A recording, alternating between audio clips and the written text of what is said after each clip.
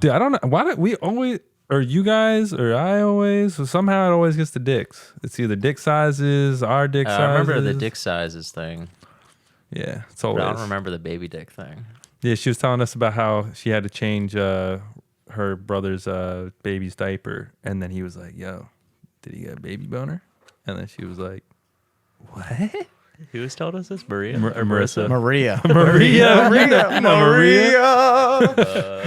Maria. Do you guys even have a friend named Maria? Do you Alex remember? does. We used to have a friend named Maria, did we not? No, I'm thinking of Erica. Remember that chick, Erica? Completely similar. different fucking name. Yeah, I remember Erica. God What a damn it. sweet, sweet girl. Yeah, she's really nice. Do you still Yeah. follow her on Instagram? I don't think I ever did. Oh, so the answer is no. I just remember she was very nice. Yeah, Marissa was talking about baby boners yesterday, which is a thing. I don't know. Really? Yeah, you definitely get them. You just don't know why. Like, what is baby like age? Like, is it like, you're like 0 to 2. Oh, really? Isn't that infant? No, 0 to 18 months. Is infant or is that baby? I think baby, and I guess like if you're talking baby, I would say 4 years and under is baby. 4 years. Because you have like No, I baby. feel like 3 is where toddler starts. yeah, but Oh shit! I forgot about toddler. like I would say baby is like a big category. Like he's a baby, but you have infant, toddler, and then you're just a little kid. You know what I mean? Like you go from infant, toddler, little kid, but there's like baby, kid, preteen, teenager. There's like broader categories. You know? Yeah. I don't know. 0 to 2 definitely gets boners though. Do you remember like your I don't first remember boner? I remember getting a boner in like elementary school, like in like 3rd grade or something. Yeah. But like before that, it was just worrying about like, oh God, I don't want to shit my pants in Yeah. school. Damn. That was like my big concern. Yeah, I feel Luckily, it never happened, but yeah. Shit. Did that shit happen? I hope you guys are cool, but I invited that guy we were hanging out with at the bar to come show us. No, you didn't. I'm just fucking with you. I'm just fucking with you. No way. I'm just fucking with you, dude. I Oh, was like, man. yesterday I was like, dude, bad move bringing that guy over. I was like, come on, dude. Damn. Killed the whole fucking Yeah. vibe. I was saying to Marissa, I was like, he's cool in a bar setting, but like, there's certain people, it's like, I'm all right with you in a bar where there's like other people to cut your personality. You know what I mean? Like, Right. there's a crowd enough where it's like, I can look this direction and kind of, but like when you get into like a hangout situation, it's just like, dude, I can't. Like, Well, it's like a hangout situation, and he was calling shots as like the new guy. It's yeah, come on. it was like, dude, Come on, dude, chill out. do you understand the dynamic here, bro? Yeah. Yeah, like you're yelling at us about being on our phones. We're trying to avoid listening to your story. I'm trying to consciously look the other way so you stop talking to me. Yeah, And you're not. it's not working. It was weird because I felt like he was just trying so hard to be like not the center of attention, but I could feel he wanted us to be his like friends. Yeah, yeah, which is why I feel bad saying anything too negative. I Yeah. just thought it'd be funny to just say I invited him on the podcast. Oh yeah. No. I just meant in general yesterday, like just the energy he was giving off. I feel like I think I'm just a little sympathetic or empathetic. Sympathetic. Yeah, like because I could see other people's reaction is just like, why is he here? But Yeah. I feel like I've been in those situations where, again, my approach is never in a situation to be like, all right, I gotta let them know like how cool I am or like what things I know. I just usually shut up and just observe the room, kind of get a feel for everybody before I start to make any sort of claims. Well, I think it was just the wrong time because like you were just back in town and it's like everybody's trying to Hey, like dude, kinda, you're the center of attention. yeah. No, I'm trying to talk to you, dude. And it's like, where everybody's kind of in like this like old like let's talk about fun times vibe, and then we got this guy who doesn't even know half of us. Yeah. Who's just like telling us stories, giving us his fucking bit at Magoobies. Like, Right. dude, can I say there's nothing more annoying to me, and this doesn't just go for him, it goes for anybody. There's nothing more annoying to me than when a person says they do stand-up comedy and then proceeds to give me a bit. yeah, Yeah. It's like, dude, stop. Like, what do you expect to get out of this? Because now you're forcing it's actually one step further than when somebody's like, yo, check out this video, and they shove their phone in your face. And then you're like their prisoner for the next 3 minutes while you Yeah. watch the shitty phone screen. And you're like, dude, I'm sure this is a good video. Can you just send it to me or something? Like, can you DM it to me? I gotta stand behind your fucking shoulder. I can't even hear the volume. It's like, It's just the wrong environment. Yeah. It's like this. There's a time and a place for this, and it's Right. not right now. Yeah, I feel like, it's just weird, like just things that you pick up when you communicate to people, and I don't know. I feel like maybe some people just don't have that grasp on like interactions. it's social cues. Dude. Social cues, Social intelligence, I Yeah. think, is what they Yeah. call it.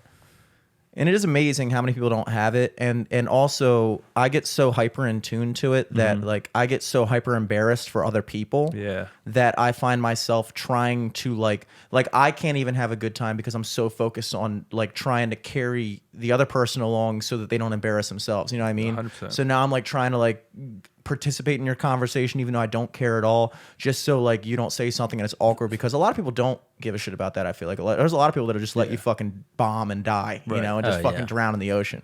But I'm sitting there. You were kind of doing that too. You were kind of like going along with them, like letting them tell a story, and I was like, it's just, and then I was also just trying to dipping. be like, I was like, wait, you do comedy? I've been doing it for like 6 or 7 years. I don't think I've ever seen you ever. Like, Yeah. yeah, it was just weird. It was bad calling Alex's part. I'll just say that. Bad calling Alex's part. But again, it's like, Alex, he's just a very nice guy. I feel like there's Yeah. just never Yeah. a time where he'll intrude and be like, you know what, dude, we can't hang out anymore. And again, I'm like that too. But then again, I feel like I won't make that jump to invite him over. yeah, because that's a big Yeah. jump. It's like one thing to be at a bar, but then to be like, yo, let's Yeah. all pop through there. We wound up getting seasons last night after you guys left, and I didn't want it at all. Like I just felt like shit afterwards. Oh, shit. So you stayed there for a while. I was there for a while. I watched 2 full Christmas movies. Wow. With Alex. Damn. And the guy. And the first one was I forgot what it was called. It was some weird like 70s indie flick. It was really strange. And the second one was Black Christmas, which was good. I didn't know there was that many Christmas horror movies to be spoken Yeah, it's a of. small little niche. Yeah. But I think, so Black Christmas, there was an old one and then a remake. Which one did you watch? I watched the remake, but there was so many fucking flashbacks to the old one that it was almost like I was watching both. Oh, weird. You know, there is a weird spooky element to Christmas that I feel like certain people are into. There's like the ghost of Christmas Past. Like that's a spooky, like you know that like song where like when scary ghost stories of blah blah blah blah. You know that Christmas song? Something, Is that ringing yeah. a bell? So one more time.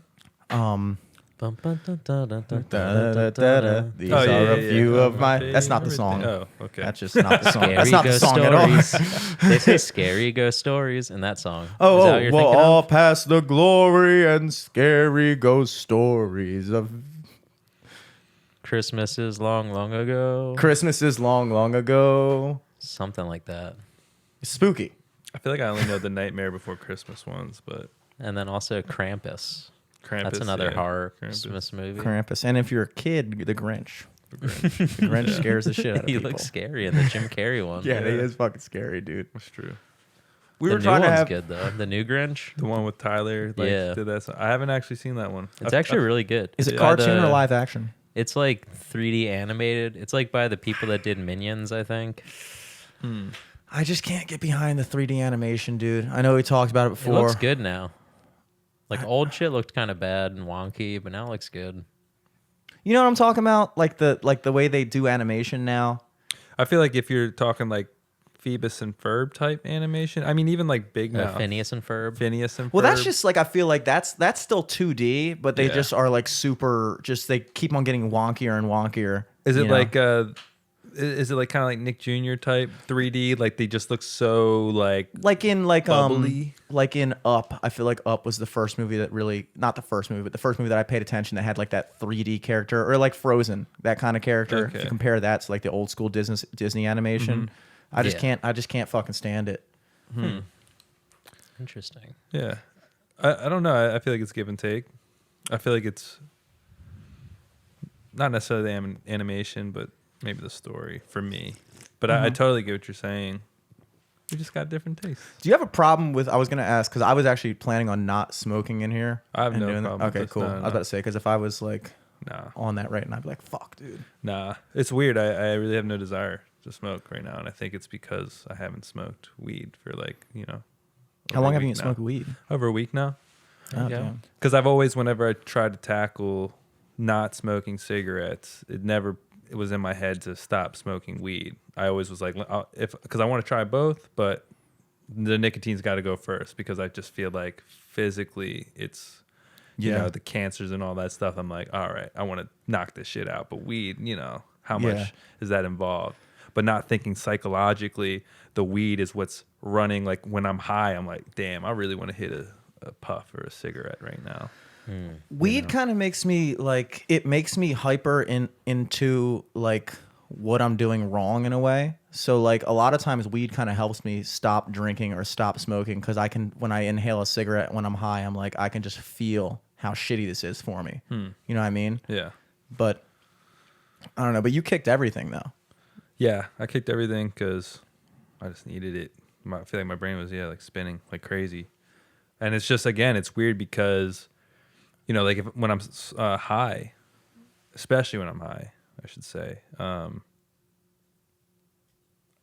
like a chain smoker. I just, you know, and it's more convenient with a Juul or a puff because it's just. Well, also you're in nonstop, LA you know? too, so like you can just go to a dispensary and buy like a vape cart for weed or whatever. Of anything, yeah, it's just so accessible. So again, I'm not even thinking weed or, you know, nicotine. Just it's all going through, and I'm not really. Yeah, it's like counting how the much. oral fixation or something, you know. It's not even. I feel like it's not even that. It's more just, again, like you guys have hit like, you know, nicotine vapes. It like gives you this weird head like high, this like Bless you. I like this a little head rush or dome, something. cloud, foggy feeling, you know. And that's like what I crave. I'll hit that shit like 5 times, hold my breath 4 times, hold my breath, you know, and then I'll be like, all right, no, I'm in the zone, you know. And it would just get so to the point where like now I don't even crave any of that stuff. I'm surprised because when I went out to LA, you were fucking vaping, and I was too, off of yours constantly. How Yeah. hard you were going with that to just quit it cold turkey like that is unreal. But and it's so weird because again, it's like I didn't try to stop weed before nicotine until I came back home here, and you know, I picked up this book, Alan Carr's Way of, you know, Stopping Smoking, and again, I tried that back in LA, and it did work. I stopped for like a week and a half. But then, you know, when I see other people smoking it, I'm like, oh, okay. You know, I kicked it enough. I feel like if I hit it one time, it's okay, you know. But then that shit If you just hit it 2 times, I'm a wifer. Hit it 3 times, I'm a wifer. Exactly. Oh yeah, dude. But yeah, it's weird because I just have no desire.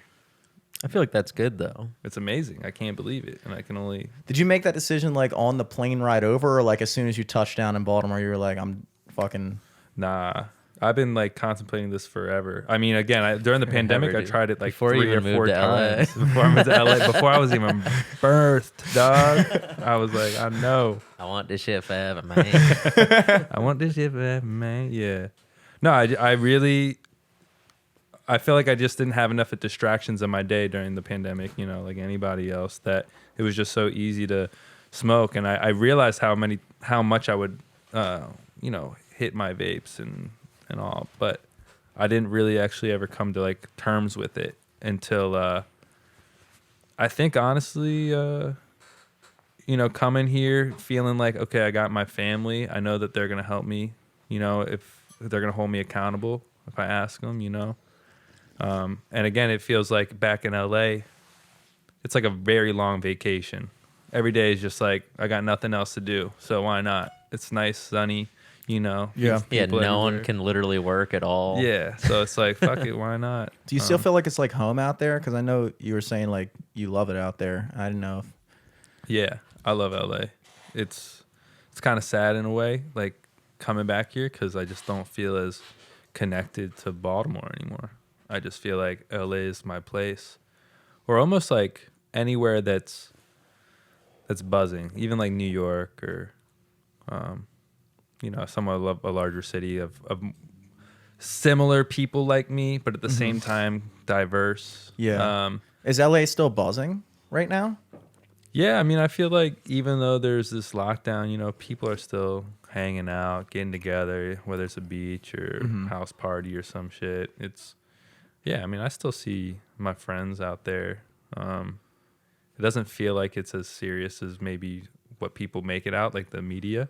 Yeah. Because like I'll be on the phone with my dad. He's like, oh man, like the cases up there are crazy, and like they are. But then again, it's like I don't really know anybody that's honestly like I've heard people have gotten it, like of groups of friends and stuff, but it doesn't seem like it's taking them down or anything. They got to be in hospitals or anything. It's just well, there's also like 10 times as many people out there too in LA Right. compared to Baltimore. So it's like they have 10 times as many cases. Like, okay, Yeah. you know. Definitely.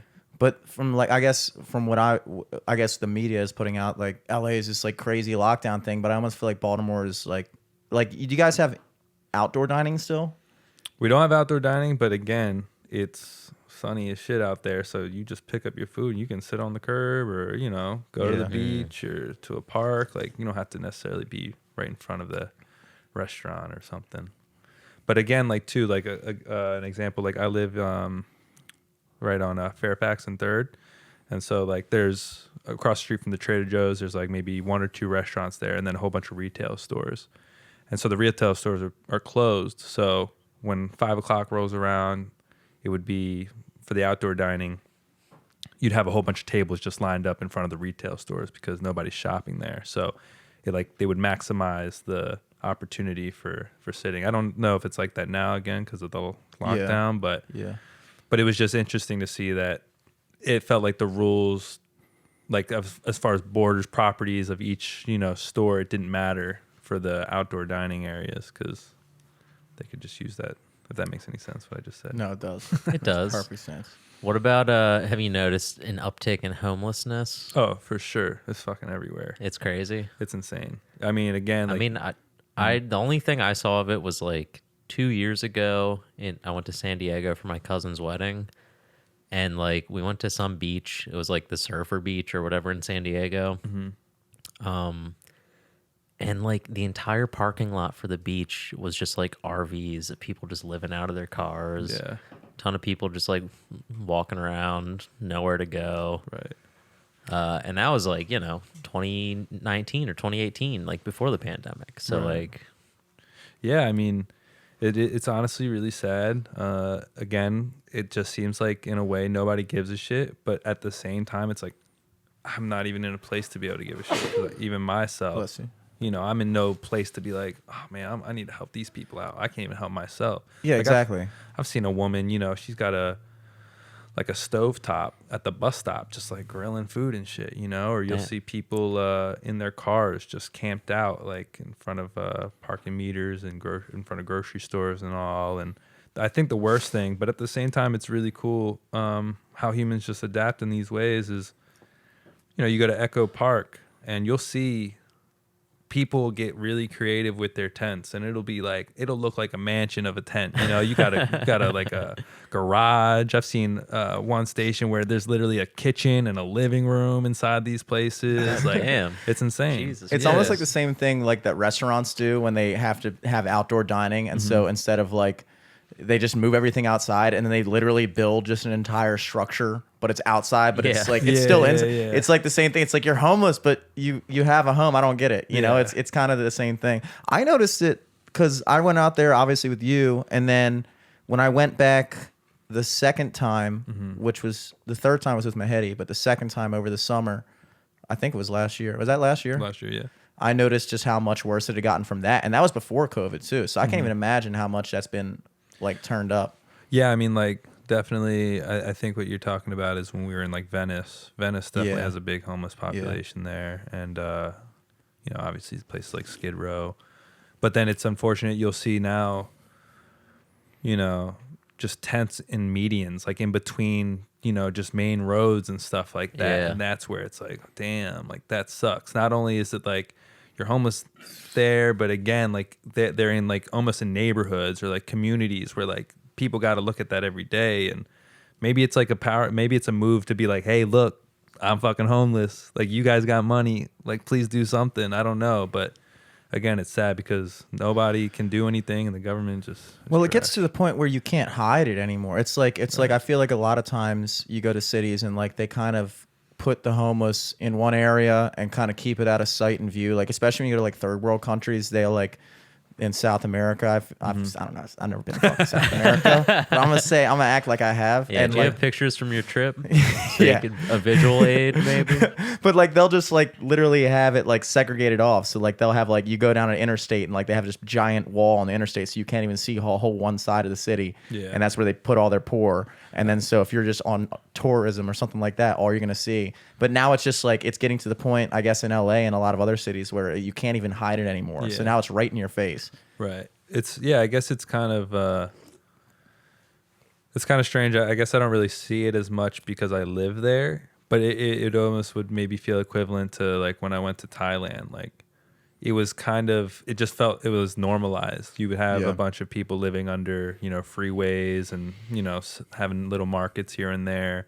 And it almost felt not necessarily because, I mean, yes, they're poor, but also just the amount of space of how like big the city had grown, that there's just no opportunity for people with not much money to be able to take off in any direction. So the best is just to make a little money selling whatever they have, or Yeah. and It's weird right sense. now because like I feel like I'm really kind of coming into touch with how easy it could be to become homeless. You know, it's like all of a sudden when you lose a source of income, you're like, damn, I'm like one bad month away from not being able to pay rent. Yeah. And it's like all of a sudden it kind of, you come closer to, you said you're not working at all right now. I mean, I technically have a job, and it like when I get back to LA, I'll probably work. A modeling thing or the restaurant thing? the hotel. Yeah, standard Oh, hotel. sweet. You can be bellboying.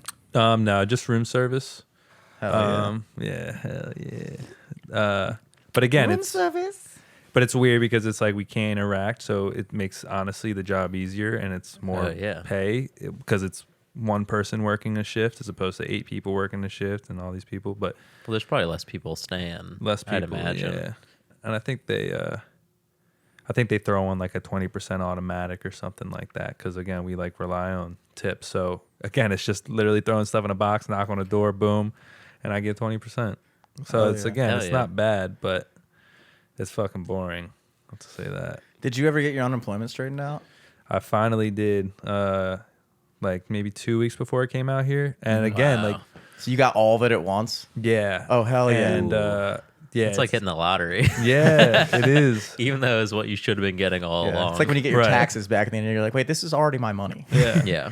And I think what's funny is like the entire from March till middle of November or end of November. God damn, all at once. Yeah, I was stressing. Like not every day, but like a couple times a week, I would be calling unemployment, just trying to get it straightened out, like what's going on. But because there's so many millions of people that are also in the same boat, you could just never get through with to anybody. So I mean, I contacted, the senator.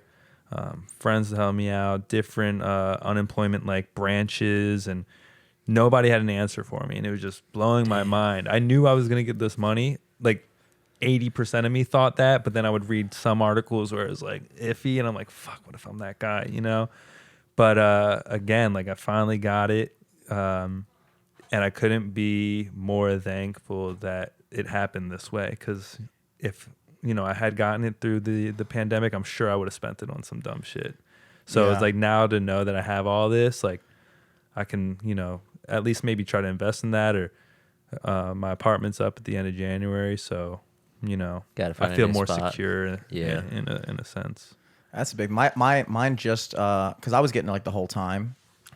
Obviously, like after July when the 600 stopped, I was only getting like 170 something a week, which is like nothing. Right. And then also if I made more than that, they would deduct from that. So then it forced me to have to be like real, I don't want to say shady, but shady. Right. About like, like because the way I'm looking at it, it's like, look, I'm trying my best to make a living right now. I'm not allowed to make a living in the way that I was making a living. And now you're telling me that, like, even though you've cut my income in basically a third, like, even when stuff was back up and running for the short period of time it was, like, over the summer, I was getting maybe, like, 1 or 2 gigs a week versus, like, before the shutdown, I was, like, in March, I think I played, like, 10 out of the 13 days before they shut everything down. Damn. So like my gigs got literally cut down to a third. And now I'm sitting there going, okay, so now I'm going to try to make whatever money I can doing this. But then if I make 1/3 of the income I was making before, now it doesn't qualify me to make a bonus 170. And it's like, you're kind of forcing people.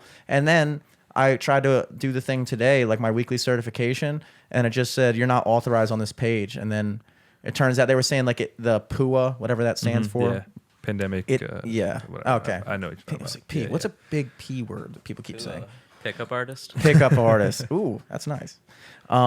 That they were like, oh, it ends on December 26th. And I thought that meant that that I could fill out my weekly certification this week to get that money from the 26th. But apparently last week was the last thing. So now I'm sitting there going like, well, what the fuck do I do now? Right. You know, it's like, I guess, you know, literally in Baltimore, nothing is open whatsoever.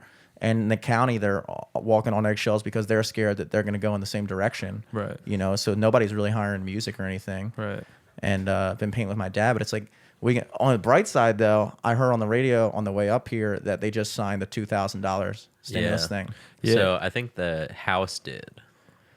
Yeah. I think Trump signed the thing to get it changed to 2,000. It got sent to the House.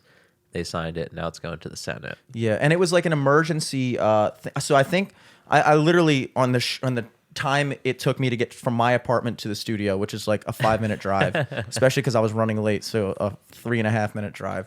That I guess it was passed as an emergency measure, meaning that they just discounted everything else in the bill, like pushed that off to get negotiated. Oh, wow. But just the $2,000 stimulus check was passed on its own merit, and I think it.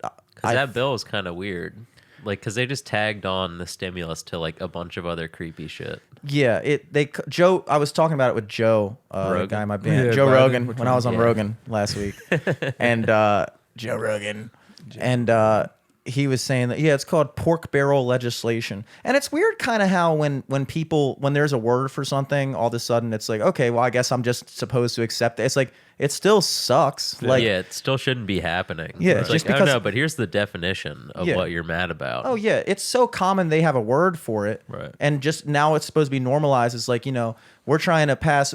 We literally we haven't gotten a stimulus check since what, April, and then the Yeah. unemployment ran Well, it out. passed in April, and then it got to people in like July. Yeah, exactly. I didn't get mine forever. They kept telling me, they were like, we don't have enough information to deposit in your account. And I was like, you had enough information to take my taxes out of my account. You don't have enough information to put Yeah. the stimulus in my account. Right. And then like in September, they gave another $1,800. Did you get that too? Like you got a gigantic check, so you probably don't even know what is what, I'm imagining. Yeah, I mean, I know that I got the 900 a week, or the 600 a week, and the 300 a week on top from the federal. Yeah. Yeah. Is that what you're talking about? Yeah. Okay. And so you get that. And then you get to a point where it's like, okay, well, you guys haven't done anything. The government hasn't done anything. Right. Even like, as far as I'm concerned, you have to make a decision. And the decision is, are we going to lock down the country? And if we're going to lock down the country, there needs to be a plan in place. Right. What the hell is that? Hold up. Shut the fuck up. This whole thing, like in the very beginning, it was like, I guess, acceptable because it kind of came out of nowhere, even though it didn't really come out of nowhere. Like people had been kind of talking about the virus for a couple months leading up to it. But then I feel like within like 1 week, shit hit the fan, like suddenly. It went from literally people were like talking about it, joking about it, coronavirus, blah, blah, blah.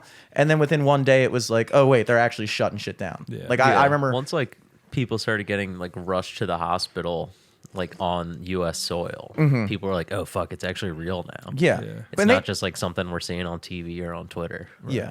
And they did that. I mean, they did that. I remember I think it was like one case in Montana and like a couple other cases. And then within like 5 Well, it was days like after that. Seattle. Like Yeah. a Seattle nursing home. It was like fucking a ton of people died. A ton of people got sick. And then I think like by April is when we had testing available, right? Yeah.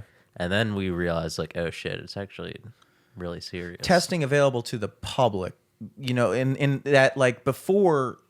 And this is the other thing. No, I mean even just for the virus. Well, Like, how are they? So like they were able to identify it in people yeah. through like being like, okay, like we're just looking for random shit in these people, but then being able to like, all right, let me shove this up your nose and test it. Like that had to take some time to be able to identify that shit. Yeah, they had to develop. I remember when that was a big thing. And that was the other thing we talked about before is like how prevalent this virus was before anybody paid attention to it. Like this whole idea, it's like the coronavirus, like when they start saying, oh, we have our first confirmed case in the United States in early March or whatever it was, or late February, it's like, that's not the first case of coronavirus. Right. That's just the first recorded case of coronavirus. Like that shit's been here. Yeah. You know? And at the time it was acceptable, I guess, for the government to take these measures to lock things down on such a broad scale. And then they kind of had to play catch up in getting the unemployment on board and everything. But at this point, 9 months in, the fact that they're locking down, and it's like if you want to lock down, it's fine. But the fact that they haven't done anything in terms of unemployment since the summer, they haven't done anything in terms of giving people money that need it that are out of work since the spring. And it's like the whole excuse of like, oh, we're just trying to like, we don't know, that was the whole thing, like we don't know. So it's like, but it's fucking December, dude. It's almost 2021, and you just now deliberating, giving people another check. Right. Yeah. It's like, how do you do that? And then it forces people in a position where it's like, now I got to fucking fudge my income just to make ends meet, Right. to qualify for the little bit of shitty amount of money that you're telling me I can get. Right. Yeah, I mean, it fucking sucks. And I think, for all the ones that aren't homeless, I mean, we got to all say in a way that like we are privileged to in those months, even for myself, to really like not think about like, yes, the coronavirus was a thing, but let's be real. I felt like it was all more focused on like the election and like trying to prepare for what's to come. And so all our attention was on everything else but the coronavirus. And I can't help but to blame the government for not having, any sort of handle on it. And it sucks for us to have to go through that. And it sucks more for those people that are homeless. Yeah. We really kind of just like you were saying, we kind of like, oh yeah, it's serious, but also like polling places will be open. Like we kept shit pretty open until November 5th. Yeah. Like, and then after that, they're like, why is there a spike in infections now? We got to shut everything down. Yeah.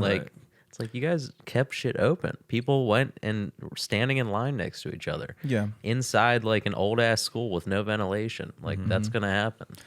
And that's one of the most blatant problems with the two-party system that I guess is so ingrained in people's minds is that it is not a coincidence that, it took until after the election for another stimulus bill to be passed because they're playing politics. The Democrats have their thing in mind, the Republicans have their thing in mind, and both parties are doing what's best for the parties, while the people who voted them and put them in office and are paying them with tax money are sitting there like, are you guys going to do something for us? Or are you going to literally just keep kicking this down the road because if the Democrats pass a bill that the Republicans wrote, it looks bad on them. And if the Republicans pass a bill that the Democrats wrote, it looks bad on them. And it's like, so we don't want to do anything that might affect the election.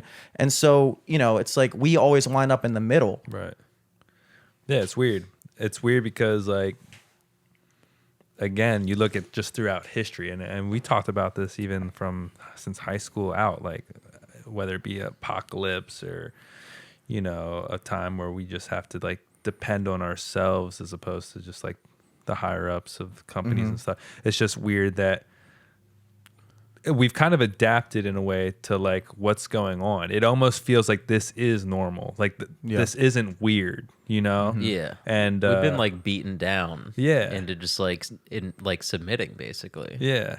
And I was driving the other day and I was thinking to myself, I was like driving down 83 back to my house. I think it was like on Christmas. And I was like, would I be freaked out if I just saw a big ass explosion? Because like that explosion in Nashville happened. I saw the video footage from that. And I was like, damn, that's crazy. Because I was just in Nashville. And Joey texted me and was like, dude, we ate dinner on that street. Shit. That blew up. And I was like driving down 83 trying to imagine just a big ass like mushroom cloud popping up in the city. And I was like, I don't even know if I'd be surprised. That's just how weird shit is now. Like shit could just be going down like shit that you'd see in like a war movie. And you're like, I don't know.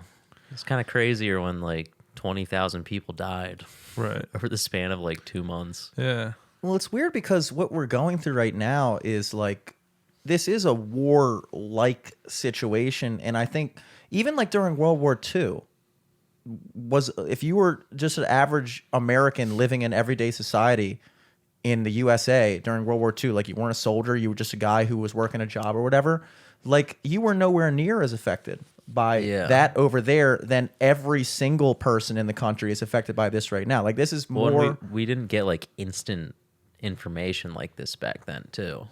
Like people would straight up go to like a movie theater and then they'd play the news at the movies. Yeah. Like that's how shit happened back then. Yeah.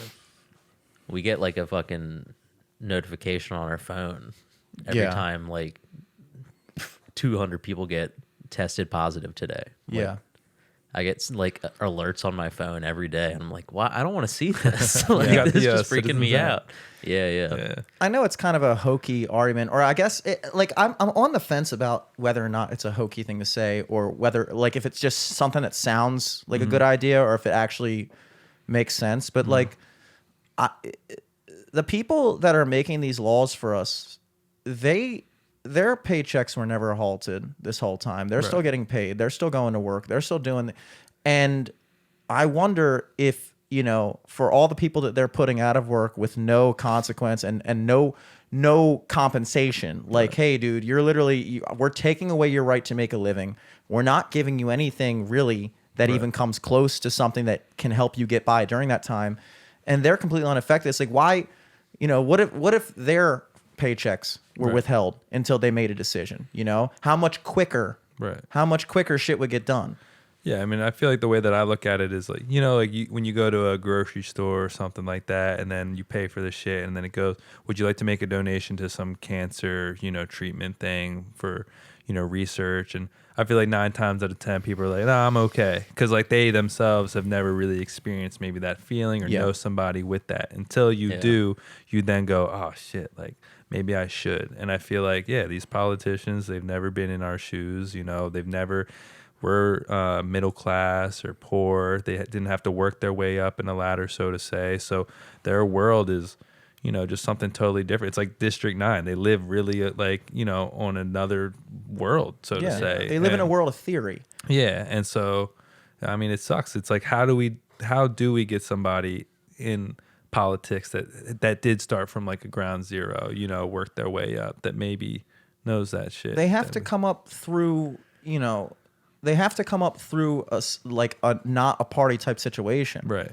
Because just like you saw how the bills in the House are getting held up and all this stuff is happening because the Democrats and Republicans are fighting each other as opposed to, working together to make something better.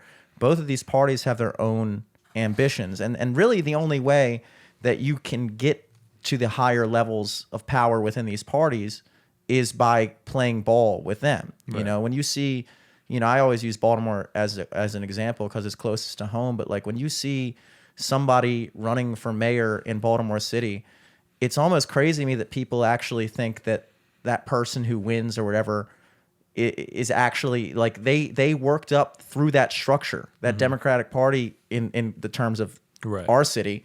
They worked up through that structure, which has a stranglehold on everything down there. They have no competition. There's no way Republicans ever going to win. So there's no incentive for them to ever have to actually do anything to earn your vote. So instead, they have a complete control over what they're doing.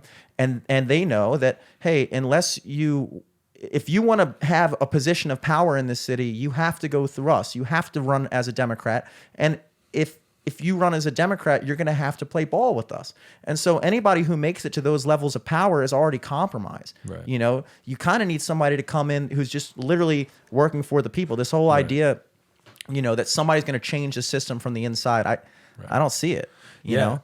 I mean, I feel like it'll literally take somebody who's like Jesus, like somebody who's so special that people can see that it doesn't require money. Like you look at these politicians, for them to run, just the amount of money that they need backing, of funding from others that, it's insane. It's like, what? You need to be a millionaire to be able to run for this shit? Like, that's why like Andrew Yang never took off, because he's just like, in comparison to people like Trump and Biden, it's like, yo, you got no hope. Like, which is so crazy. It's like, to even be able to play Yeah. ball, you need to have. Well, like for anyone coming in to even have a shot at ending up the president, and they have to go through like the two-party system. But if their campaign is kind of threatening to the party that they're running for, then they're running up against the establishment. They're running up against the pre-existing, like, you know, Yang with that Democratic Party. They tried to fucking throw shade at him, and then they had fucking like Buttigieg and Klobuchar drop out, go behind Biden, and Warren was there blocking Bernie, and you know, Definitely. they just have like weird that you'd think that party would just like work together to be like, all right, you know, winner take all, may the best man or woman win. Yeah. But they're like, no, we have the guy that we have some shit on, not, you know, saying that they have shit on Biden, but it's like, this is our horse in the race. Let's go fucking kneecap all the other ones. Yeah, he's your patsy. Yeah, I mean, and it's weird. I'm not trying to talk like conspiracy or anything, but it kind of feels, and it's just us doing it. But if we look at anything else, I feel like we can make the same connection. So it's like Nike and Adidas. Like nobody's gonna rock Fila's or like Reeboks and Pumas. yeah, and it's like Microsoft and Apple. You know, it's you got to pick one or the other. You can't do something outside of it, and people really get connected to that shit. Like it's almost like they take it personal that like someone doesn't fuck with Apple or someone doesn't fuck with. It's like, yo, dog, like, are you even? Yeah, bro. Like, why am I getting a green text bubble when you're texting me? Oh my god. Yeah, it's a real thing. But it's like even like celebrity shit. If like I were to talk about like maybe a movie that I liked, and then I start talking about the actors in it, and maybe you don't like those actors, and then we for some reason feel like we gotta defend these people because like what, you don't fuck with, like this guy was so artistic and he's like so this and so that, like how could you not like this person? And we get into a stupid ass battle about a person we don't even know, and it's like it's just so crazy. It's like well, I mean, I think it like, you know, it's basically like sports teams. Like fucking if you're in Baltimore and you like the Ravens, you hate the Steelers or whatever. And that kind of shit was like, we put money behind football after like World War II because like we needed more shit we could get behind as a country. You know what I mean? Like because we weren't fighting any wars. We weren't like, all right, you got to cheer for your country. It's like, no, you got to fucking a platoon on the fucking field and in gear, and they're going to go get this ball across it. Yeah. But now I feel like that's everything just because like there's not been a big like rallying cry for everyone. Like everyone's so individual now. Like it's kind of weird that like we are a country because like half of us hate each other. For like no reason really. You really can't have a country like this. I mean, I mean, people. It sounds conspiratorial or crazy, but I mean, the way our country is divided right now, like civil wars have started over less. Right. You know, this idea that like we're immune to that or that can't happen. Like, first of all, it happened 150 years ago, you know, and it's like I don't see how the country can continue on with this level of division. And part of me sometimes wants to blame people for having that mentality of like treating it like sports teams and not really truly being educated on what these parties actually are. They have so much allegiance to something, and they don't even understand that Democrats and Republicans aren't the government. They're just people competing for seats in the government. You know, and it's like professional wrestling at this point. Like they all go back to the locker room and hang out and chill together. Like they're not actually enemies. They're just like playing a part on stage in the whatever halls of Congress or wherever the fuck they are, just to be like, all right, I like this kind of person voted me in. I got to fucking play up this part on stage, and you know, I'm never going to vote for a Republican bill and da da da da.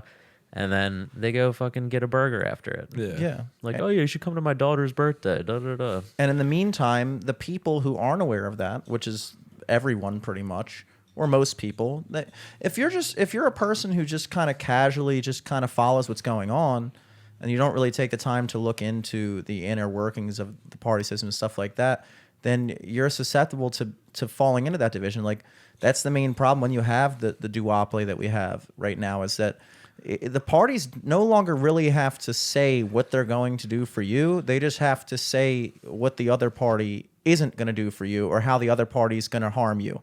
You know, so So they're up there playing parts on stage and the on both sides. And they're going, oh, well, if you vote for a Democrat, they're going to do this X, Y, Z. And then if you vote for a Republican, they're going to do X, Y, Z. And it's like, it's all stoking fear in the public to get them on your side. You're just scaring people into picking one side or the other. And at no point do people ever wake up and go, wait, we don't have to pick either one of you. And then there's this kind of popular mentality, which is that if you vote for someone else, if you vote for someone who's not either party, it's you're throwing away your vote. And so because people are such, we say people are so individual now, but I almost think it's less like that. Yeah. I think that with everybody having access, such immediate access to information, the people who are controlling the information you get are able to manipulate much larger groups of people much faster. Mm-hmm. So whereas in 1942, you would have had to either have like a really expensive radio or have to go wait for the newspaper to come out or go to a movie theater, like Eric was saying, to watch the news broadcast. And it took time. Like, news wasn't an immediate part of your life. So your primary way of looking at the world was based on your own experiences. Like, I live in bumfuck Alabama. This is the stuff that I deal with on a daily basis, and this is how I think about it. Now, somebody who lives in Alabama, somebody who lives in LA, somebody who lives in fucking Turkey can all be seeing the same information immediately. And now you have all kinds of people with far more access to information having a much less nuanced perspective on the world. You know what I mean? Does that make any sense? Yeah, No. individual was a bad way to phrase it, but what I meant to say was, like, nowadays, instead of having that one outlet of information, or like instead of like it's USA versus whoever else, now it's like, all right, well, I like Xbox and fuck PlayStation, or Yeah. like there's little battles that everyone's fighting behind now that don't really mean anything, but it's also kind of like becomes their identity. So then it's it's like the I'm red, I hate blue. Yeah. It's just like now there's thousands of those things going on concurrently instead of just the one. Yeah, and everybody's fighting for their own crusade, so it's like there really is, like, it's the oldest thing in the book. It's cliche at this point, but the divide and conquer mentality. I mean, you're basically taking a country of people who are all essentially suffering from the same thing right now. I mean, obviously different people in varying degrees. We're all literally suffering from a fucking pandemic. Yeah. Everyone's going through it. Everyone is feeling the effects of it. There's not a single person in this country who has not been forced to, in some way or another, cope with what's going on right now. We're all united in that way. Yeah. But yet, even with something that unifying, even something that strikes every single person in one way or another, we can't seem to coalesce behind, we can't even seem to agree upon, getting money out to people who need it, or to everybody. Even, hey, everybody gets a check. We can't even agree on that. Yeah, because I feel like even in that, it's like you got two sides where you give them the money, they're going to be lazy. And if you don't give them the money, then they're going to be suffering. And I feel like, it's just two different mentalities I feel like in everything. Like you look at even, like we're people that are tribal, right? That's human beings that's just what we are. But when we have something like social media where, again, it feels so surface, like you could be Republican, I could be Democrat.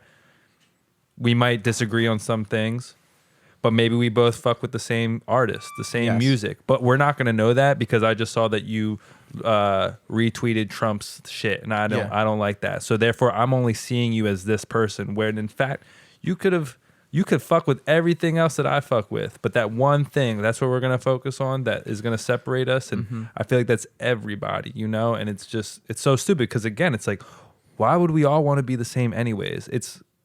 I understand that it's way more complex than that, but at the same time, I feel like we are choosing to look at the negatives as opposed to like the positives of things. Yeah, sure.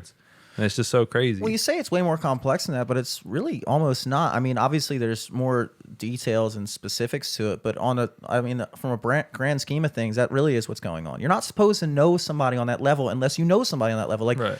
You and I and Eric are all close friends, and we all have had long conversations. We've all known each other long enough to know where we're coming from. If I say a political opinion or something that you disagree with or that Eric disagrees with, we all understand each other enough as people to know, okay, well, I can see why Scott thinks, I can see why Jimmy thinks that, and I understand them enough as a person to talk through it. Yeah. But somebody who doesn't know us on that level might just see that, oh, you retweeted this guy, right, and now you're just permanently in that category as this other person. You're not on my side, you know? And it really is that simple. Yeah, I mean, it's for sure. And I do think, again, it's as Americans, we just have such a huge ego, you know? Yeah. It's like the amount of times that I've seen two different, sides trying to have an argument or conversation. It just looks so funny when they just get so frustrated, and you can almost feel that they're trying to say anything to just try to get to the other person, because at that point it's just fuck it, like we're not going to agree on stuff. So now I'm just going to make you see, like, I'm just going to treat you like a piece of shit, and vice versa, Yeah. It's very strange. It's the oldest debate tactic in the book. The whole idea of debating is I don't have to make me right. I just have to make you wrong. Yeah. And so instead of actually debating any particular issue to forward the conversation, you get to character assassination. Well, you think that, and then it's like, Right. at the end of the day, nothing actually happens. And here we are stuck. And because people are so ingrained in that, it's like like I said, I don't see a way out. I don't know how this gets better. Like, regardless of what happens in the next 4 years, like, we got the election shits, every single thing that's happened this year has been like something that you're like, what the fuck is going on? Every single fucking thing. Yeah. And it's like, does that change? Does that ever get better? How does that ever get Hopefully. better? I mean, I think it will get better. I think that, I mean, that's just me being optimistic, but I mean, what you're saying earlier is there's like literally needs to be some sort of like Jesus-like figure that like is a big unifying force for everyone. And I kind of agree with that. And it doesn't even have, Jesus-like may turn people off because they might think it's some like weird spiritual awakening thing or yada, yada, yada. Or like it might be sacrilegious to be like, oh no, Christ already came or blah, blah, blah. But no, it just basically, if the right was into Bernie like the left was, that would have been a good example. You know what I mean? Yeah. Like, I still don't understand why they fucking chose Biden over Bernie. Just because, like, especially now with everything going on, like, I don't understand how there's not a Medicare for all type of situation. Like, Well, because, they didn't pick Bernie over Biden because they had the party. yeah, the healthcare industry Had, was like, whew, thank Yeah. God we got Biden, and let's just let the stocks go up a little bit. The Democratic Party isn't interested in putting up a candidate that's going to do something. They're interested in putting up a candidate that's going to do something for them and their party and the prolonging of their status in the government. So they're not interested. That was like the big thing in 2016 whenever I was like, oh, like, because it was a very close race, Bernie and Hillary in 2016, and the whole thing back then was that they had the super delegates, where basically the party officials could essentially overturn the vote of the base. Like, if everybody in the country voted one way, they could pretty much, unless everybody in the country voted in one specific direction, the party officials essentially got to decide who their candidate was. Right. And I think that was the first time when people actually woke up to what a party is, because people are going, that's not democratic. It's like, yeah, it's not. Because the Democratic Party sat down, or the Republican Party, or whatever party, their private organization, their private company, if they sat down and said, we're going to decide our nominee based off of who can win this arm wrestling match. They could. There's no But rule. also, it's like, that's how it works in the general election, too. And people kind of like just assume that's how it works in both. Like, people don't understand, like, no, the primary is just picking the either guy. Democratic or the Republican candidate. Yeah. And also, it doesn't really matter because they don't have to take the vote in. Yeah. They do it as like a ruse to make you think that it's like your choice. Yeah. Yeah. They technically could just submit a person like the Green Party does. Like, I'm pretty sure the Green Party just picks their people they want to go. Yeah, probably. I don't remember. Is there a primary for the Green Party? I don't Maybe. think so. I don't know. I know that there might be for the Libertarian Party, but I don't fucking know. But in terms of the whole Jesus-like thing you were saying, the one thing that always sticks out in my mind is my grandfather said this once. He was like, Jesus, the whole story behind, whether you believe in Jesus as a person or a Messiah or whatever it is, the story of Jesus is this person is the Son of God, meaning he knew everything to say. He's a son of God, essentially. That's the story. That he knew all the right things to say. He knew all the right things, and they still crucified him. Right. So you're talking about this person who comes along, who's going to unite people. Yeah. And it's like, Are you trying to say that's Trump? No. They crucified him in the media. What I'm trying to say is that when you look back through history, a lot of times you don't know, at the time there was a small group of people who believed in Jesus, and the powers that be at the time, the powers that were, whatever, killed him, had him executed for doing that.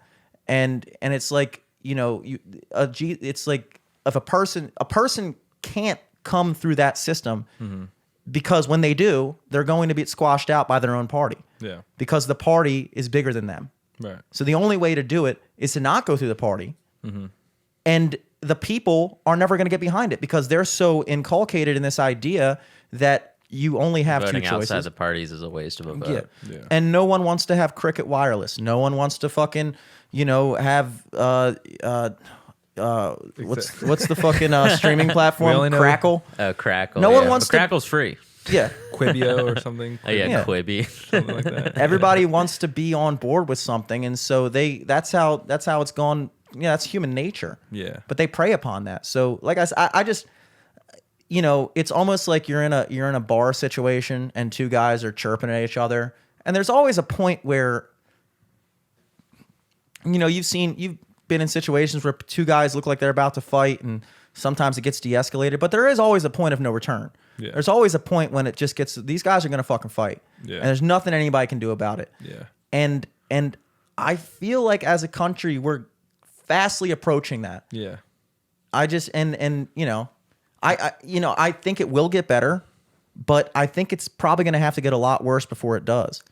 Yeah. I mean, I almost feel like there could be a moment where, because I feel like no American really wants some shit to go sideways, like, because we've seen how good life has been, Yeah. I can't speak for everybody, No one really wants to watch the world burn like Yeah. the fucking Joker. Yeah. So, I feel like maybe there has to be that one moment that really puts us into a shock that's like, whoa, what the fuck are we doing? Like, let's just stop this. Or it might have to go into like this like reverse doing of what we have been doing, and that is to really like have to sit with yourself and go, you know what? Let me try to bring the power back within me. Like, let me stop like having to, DoorDash all my shit, or like have to go to a Target, have to order something from Amazon. Like, let me see how like self sustainable I can be, and like just really try to put the power back in myself or into my family. Like, really put focus on that as opposed to the other things, and maybe then, it could be a happier life or a better life. Yeah, I in a did a way, lot of gardening over the summer for that reason. Yeah.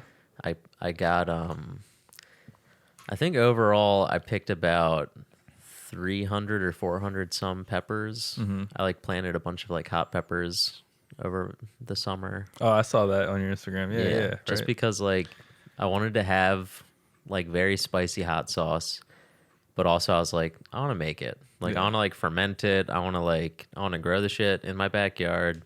I want to like dehydrate it and make like hot pepper flakes for like pizza or shit like that. I made a bunch of hot sauces. I want to make some jerky with my super hot pepper shit. Like, I don't know. I like doing that kind of stuff. Yeah. Because it's just like, it keeps me off my computer. Yeah. And then also, like, it's something tangible and physical that I'm Right. like, oh shit, look at like, I planted tiny little seeds. Yeah. And germinated them on my fridge using like my Aero Garden, Yeah. like all through March and April. Right. And then it like turned out into like a 3x3 fucking rainforest in my backyard That's of sick. peppers. It was so cool. That's cool. That's awesome. I mean, I feel like, that's definitely something you would do. I Yeah. feel like you're always cooking or making some shit like that. So that's Exactly. awesome. But it's like, not to be ignorant to like what, people are trying to get accomplished to make America better. But I honestly feel like in a way I got to step back from all this stuff. I mean, how much does it really affect my life? How much does this stuff really, make a difference? I don't know. I feel like it doesn't. I feel like I've fallen in a trap. And I feel like I can't help but look at, maybe some famous artists back then, like even writers like F. Scott Fitzgerald or something, Classic writer. classic writer in Baltimore. Just because your Towson. name's Scott, you look him up. Exactly. Yeah. You're looking up Scott Albrecht on Google. And you're like, who the fuck is F. Scott Fitzgerald? I like Great Gatsby, but just going through like a war or something, like what did they do during those times and all? And I feel like, where the fuck was I going with the story? I lost my train of thought. I feel like I just can't get. There's to a point where I'm like, dude, I'm so involved in this shit. Like, what is it actually doing for me? Like, am I really progressing my life, or am I gonna get to the point of just being like everybody else? And Well, I've had to step back. I think everybody's kind of gone through this at some point or another. I would watch the news constantly and watching YouTube politics and shit like that.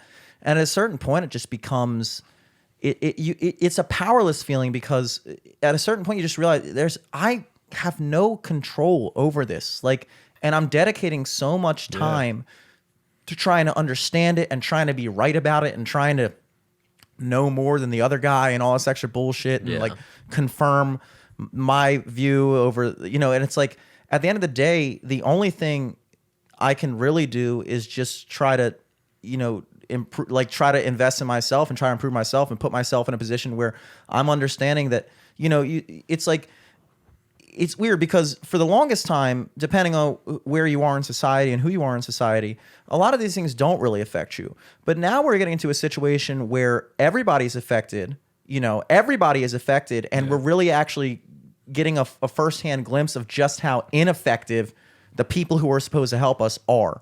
Yeah. And so now everybody's invested, and everybody's coming to that realization at one time or another that there's no way, like, what are we going to do? Wow.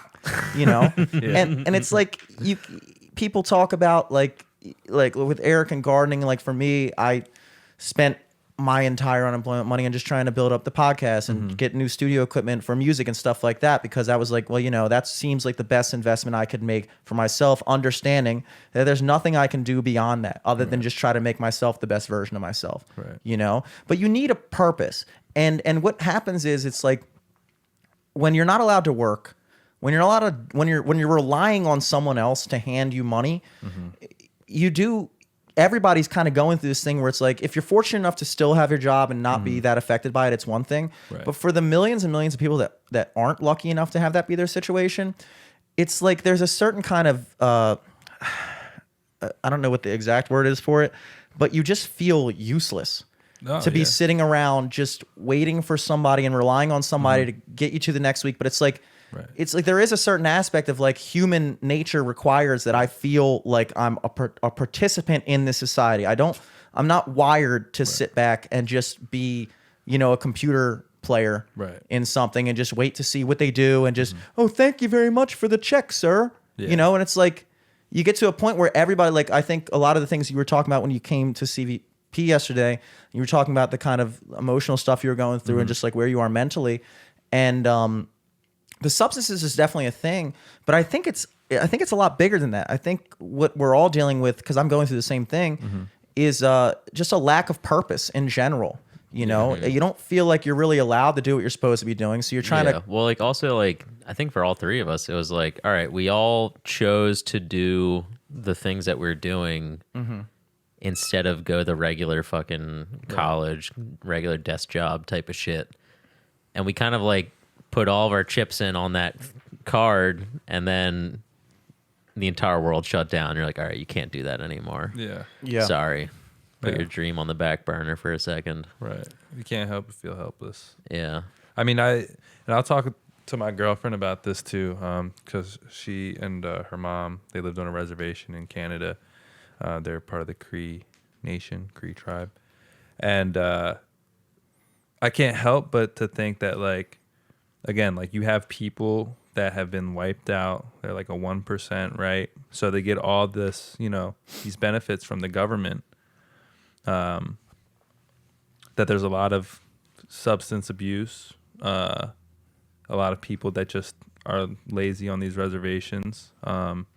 That have a feeling of no purpose because they're just getting handouts all the time, which, granted, like, that's like for sure for them being wiped out, like, why not? But at the same time, I can't help but to think, like, maybe there's a reason for that. Maybe the government knows that, like, you know what, if we just give them this stuff, then like fuck it, you know, like they're not gonna try to do better because like they feel like, well shit, like yeah, we do deserve this because you did kill our people. Like Yeah. fuck it, I'm gonna chill now because this is my time to chill because fuck you, you did this to us, you know. Yeah.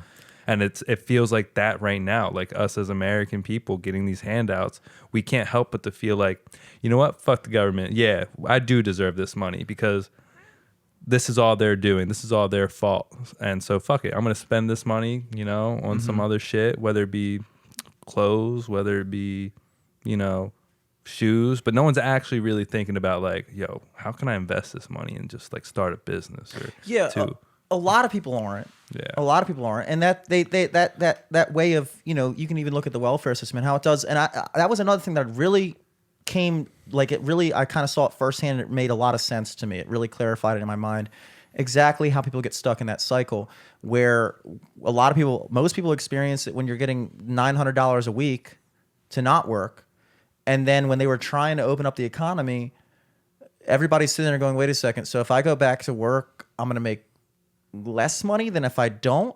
And so what happens is you're forced to make a decision between investing in yourself and doing something that might offer you a better future or just settling and folding and saying, well, I'll just take what I can get because there's also a chance that, you know, if I take this risk and get rid of my benefits, that I might end up worse off and then I'm fucked. And so it's the government, there's people that the people that are instilling these welfare programs, I don't know exactly how it works. I'm not even going to pretend to know how exactly it works. But there's a reason why people benefit by keeping people permanently slaves to the government. Right. These government contractors that are making money off of welfare programs and things like that, they benefit. The more people that are reliant on that system, the better off they are. And so they have no interest in motivating people out of that. Mm-hmm. You know, it's like, you know, if you're a pizza place, you have no interest in motivating people to become vegan.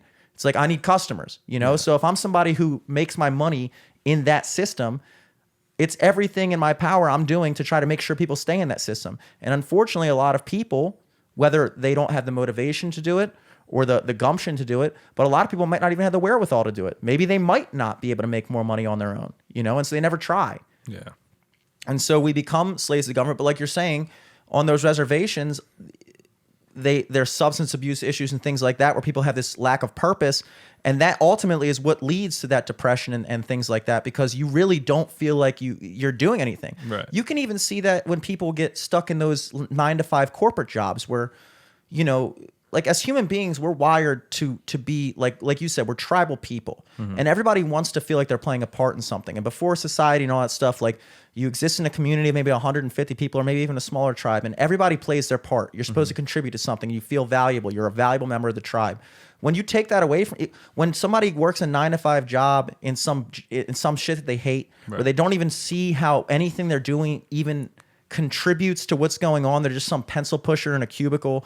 And they just know that, oh, here's my work. I just do this shit day in, day out. I don't even know where down the line it even matters. I'm just doing some bullshit job and getting paid for it.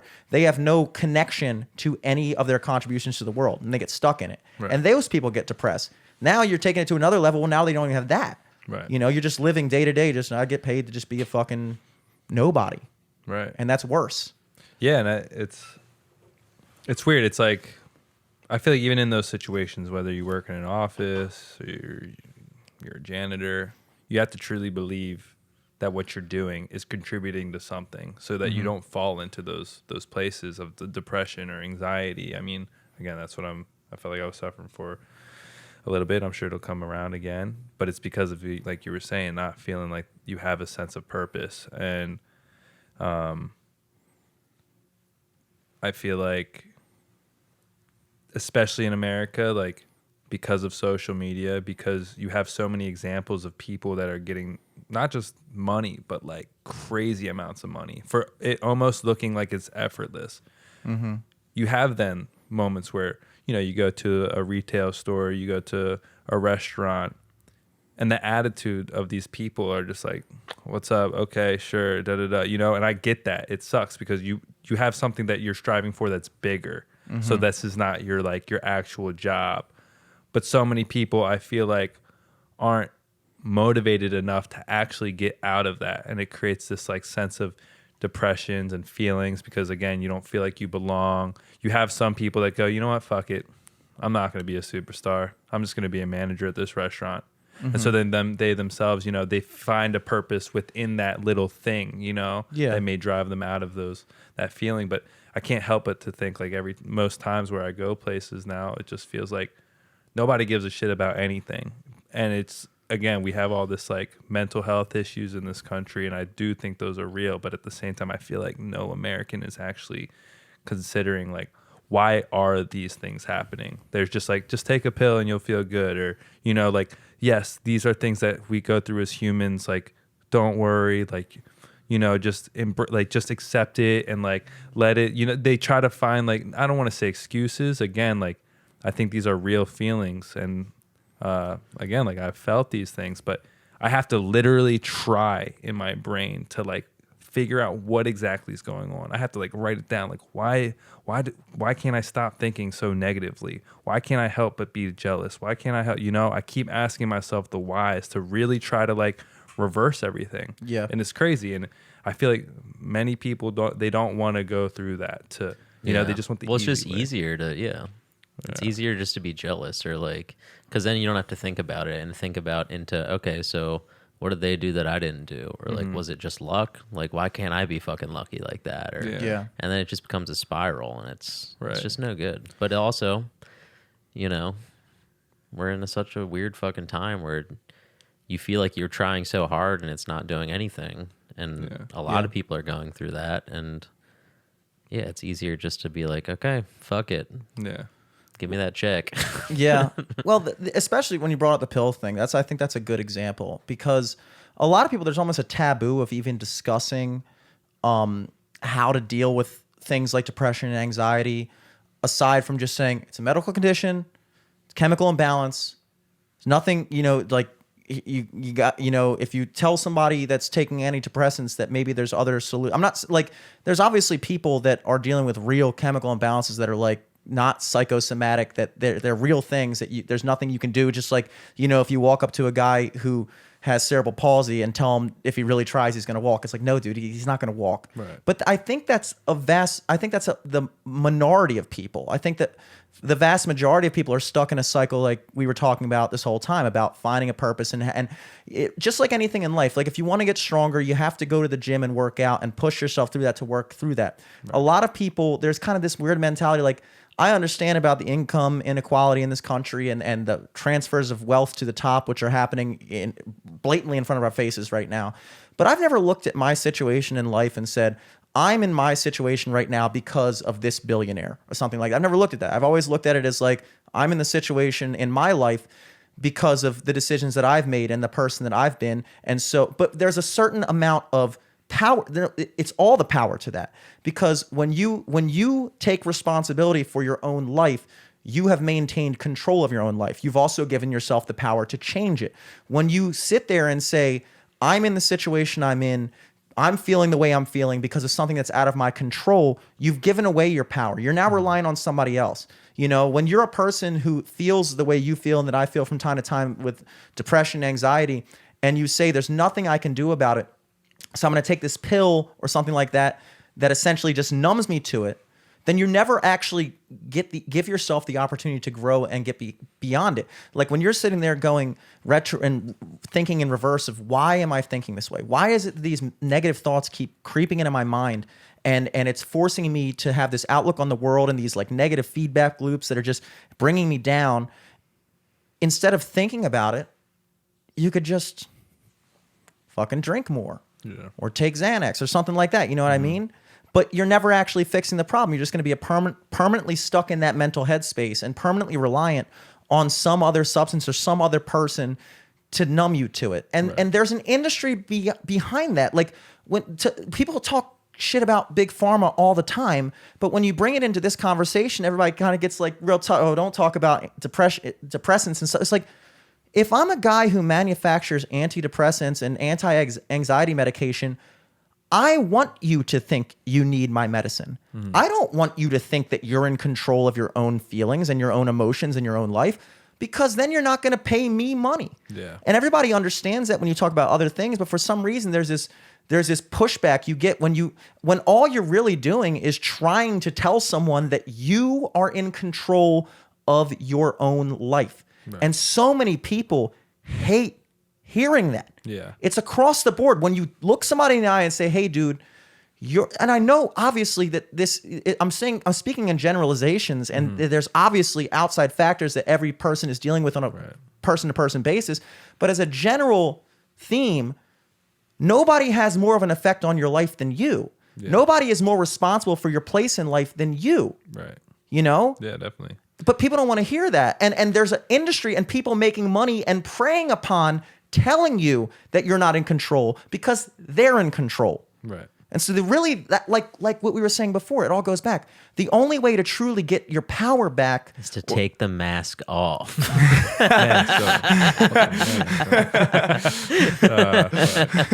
But it starts with investing in yourself. Oh my gosh. Yeah. No, it's true. Mask off. No. Yes, it's true. Investing in yourself. And I mean, again, I think what was something I've always been so good at is like sitting with myself, like talking to myself. It wasn't until this year that I really didn't do much of that because, you know, I live with my girlfriend and my roommate, and we are all in there 24/7 during this time, you know, socializing. I don't really have a moment to myself to really think about, like, what is it that I'm doing? Like, what is it that I'm thinking? How am I feeling? And then going into the substances and I think that a lot of people, you know, maybe I was lucky. Maybe I was lucky that I was able to see it so early on. Maybe there's people that have suffered, you know, for 10 years, 20 years, and they're so far into the hole that they can't even, you know, try to get out because they're so far gone from it. Whereas at least for me, like I was saying to you at CVP, you know, we were athletes in high school. We know how to cut weight. We know how to work out. If we do get fat, we know how to instantly try to fix ourselves, correct ourselves. A lot of people, they don't get to, they haven't experienced something like that. Yeah. And that's the unfortunate part. And it's how do you get to not try to give another perspective to somebody without trying to hurt their ego or make them think that what they're doing is, you know, right or wrong. Yes. You know, but to try to talk to someone to just see something different than what they're so comfortable or you know, used to. Yeah. That's the challenging part that I don't know. That was definitely the most, I mean, if not the thing that I took away from sports and not just sports, it's really anything that I've dedicated myself to, and this is the case for obviously everyone, is that was the first time in my life when I actually realized that I could manifest something. That, like, if I had envisioned that I was not going to be chubby anymore and stop losing every single fucking wrestling match, if I could picture that in my mind and take steps towards achieving that it's actually possible. I remember the first time I walked out my sophomore year and I pinned some kid, and I literally, this wave of like, holy shit, this is real. Like, I actually did this. It's actually possible. And that's something that a lot of people never get brought into touch with, you know? And that's a benefit we have. On the same token, when you were talking about, you know, we obviously transferred that to our own individual careers in terms of what we're trying to achieve in the long run, which goes way beyond fucking football and wrestling. That was a big thing I took away, was like, when I go back to those, you know, wrestling meets or go into the practice room and talk to kids, I haven't done it in a while because I really don't feel a connection to it anymore in that way. But when I would go back, I would always kind of say, like, look, like, all this stuff you're doing, like, nobody's going to, in 5 years, nobody's going to care if you were state champion. Nobody's going to care about this match or that match. What matters is the man you become and the things you take away from this. Because, you know, unless you're going to the fucking Olympics for wrestling or going to the NFL for, you know, football or whatever, it's like, that's not what you're getting from this. You're learning how to cope with things in life that are going to hit you way harder than this. And it's going to be even that much harder because at least in sports, you have a pretty clear-cut thing of like, I need to get stronger. Okay, I'm going to lift weights. I need to lose weight. Okay, I'm going to diet. I need to get faster. Okay, I'm going to do sprints. In life, nobody, like what you're talking about, you actually have to first figure out what the fuck is plaguing you. You know, so many people, it's like you're sitting there on a computer and you're just going and there's something running in the background and you don't even know it, but it's slowing your computer down. Like my fucking computer right now, I can't figure out how to fucking fix it. But there's all kinds of shit just running in the background of your mind that's dragging you down. And unless you actually take the time to go through your mind and try to find, what the fuck is this file? What the hell is this Yeah, doing why do here? I have 90 tabs open in my Exactly. subconscious? Exactly. And then after that's part of the process, which is identifying the problem, which is the main issue. But then you have to have the strength to fix it. And that's going to be way harder at the end of the day in life than any, you know, I had to lose 10 pounds before my tournament this weekend. But you're taking something beyond that. You derive meaning out of certain things, which is why it's important, even if you're gardening or just investing in a fucking garage to put cool mics and cameras and stuff. It's like you have to create your own meaning. And what I thought you said the other day, because we barely really got a chance to talk the other day, which is actually why I was really irritated, why I brought that up at the beginning about the guy being there. It's like because I really wanted a chance to just kind of hang out, and we didn't really get that. Sure. And we're kind of just like shouting across the bar at each other and not really able to really talk, but just kind of like whatever. And you said, you know, like, I don't really care. I think this was you, unless I saw a YouTube video of some guy where I dreamt it. But I feel like you said something about like you don't even care about like being famous anymore. Oh yeah.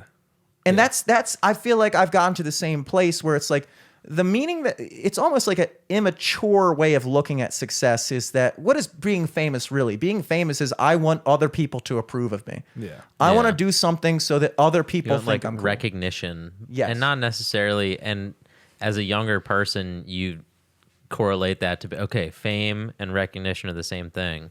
But now it's like, oh no, I just want people to tell me I'm doing a good job. And Yeah. like, I don't care if it's 20 or 2000. Like, And I think that, like, you know, going back to that thing, it's again, I have to really come to terms with like, what do I want out of life? Like, why did I want to be successful? Why do I want to be famous? Why do I want to live in LA? Da da da da. Right.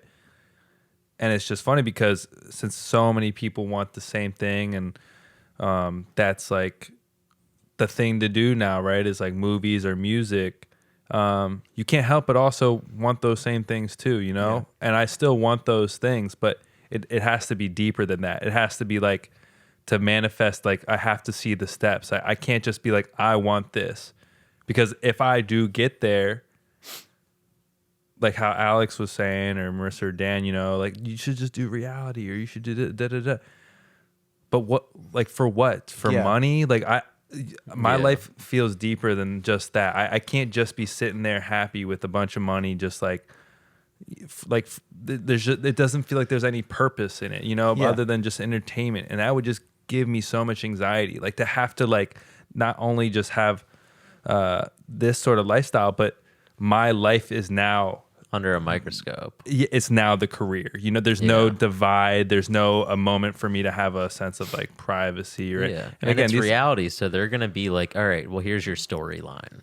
Like, here's what we need you to do. You're like, oh, well, this isn't me. Like, okay, well, now it's you forever because we're recording it and that's how people are going to think of you. And the next thing you know, you're fucking 35 years old doing the Jersey Shore reboot, partying, going on spring break with 3 kids. It's like, what the fuck am I watching here? You know, it's like you become stuck in that, which is why, you know, like I think we were all, what's interesting is that we were all kind of moving on instinct that led us to the places we are now. But I think we didn't understand it at the time, which is as you get older and as you become more embedded in what you're doing, you actually start to see what the fuck it is you're actually doing. It's the same. I always use the example for the podcast. Like, when we started, I didn't really know what it was supposed to be. And it wasn't until we started doing it that it was like, oh, this is what it is. You know, it's the same thing with life.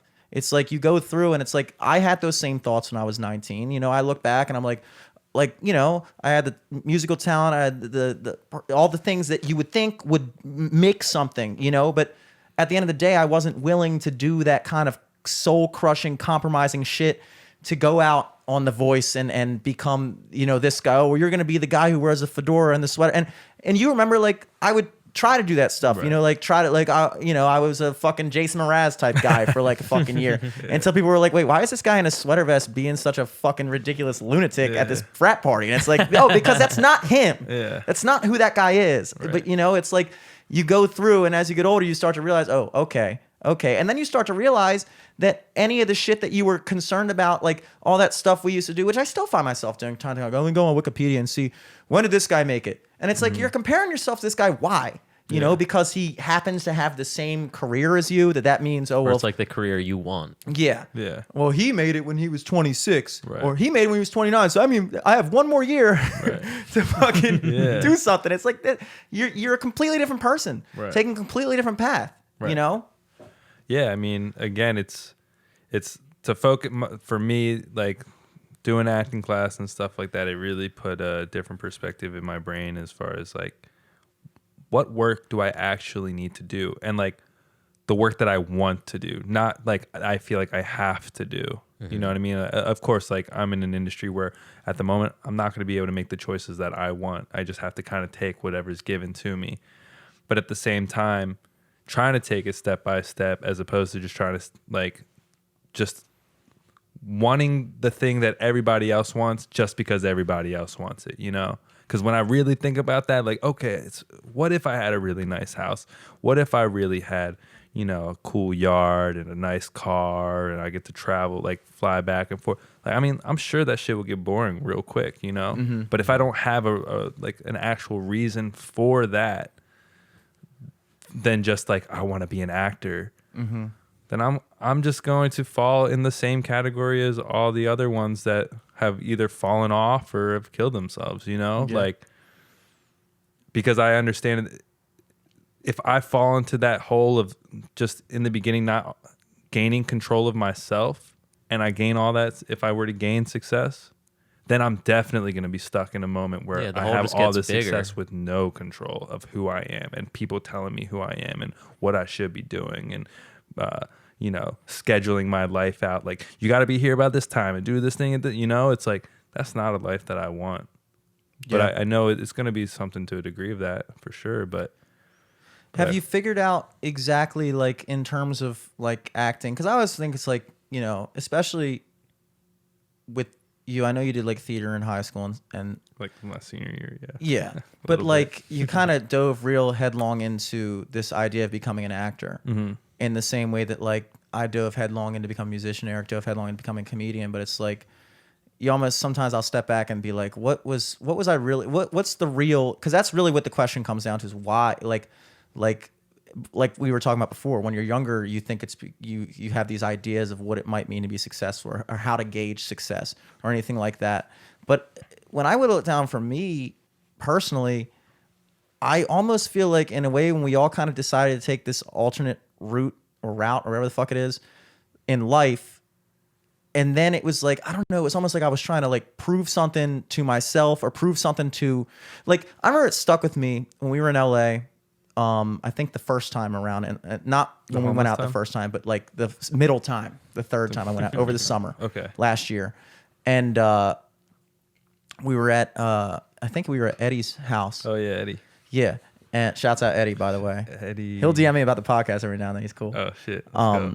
And we were sitting there, and they were talking about like going to like some restaurant or something, some like fast food place. Oh, you talking about the time where you're like, why not a gas station? Yeah, and I Okay. was saying like, well, why don't we go there? Like, ooh, a gas station. I was like, well, what the fuck's wrong with the gas? Like, Yeah. I'm like kind of going back at him, but like in a sarcastic way. Yeah. But there's a certain like combativeness to it, and I've always like been that way. I mean, you did it to me yesterday. With what? That Baker Mayfield, he does because he does commercials.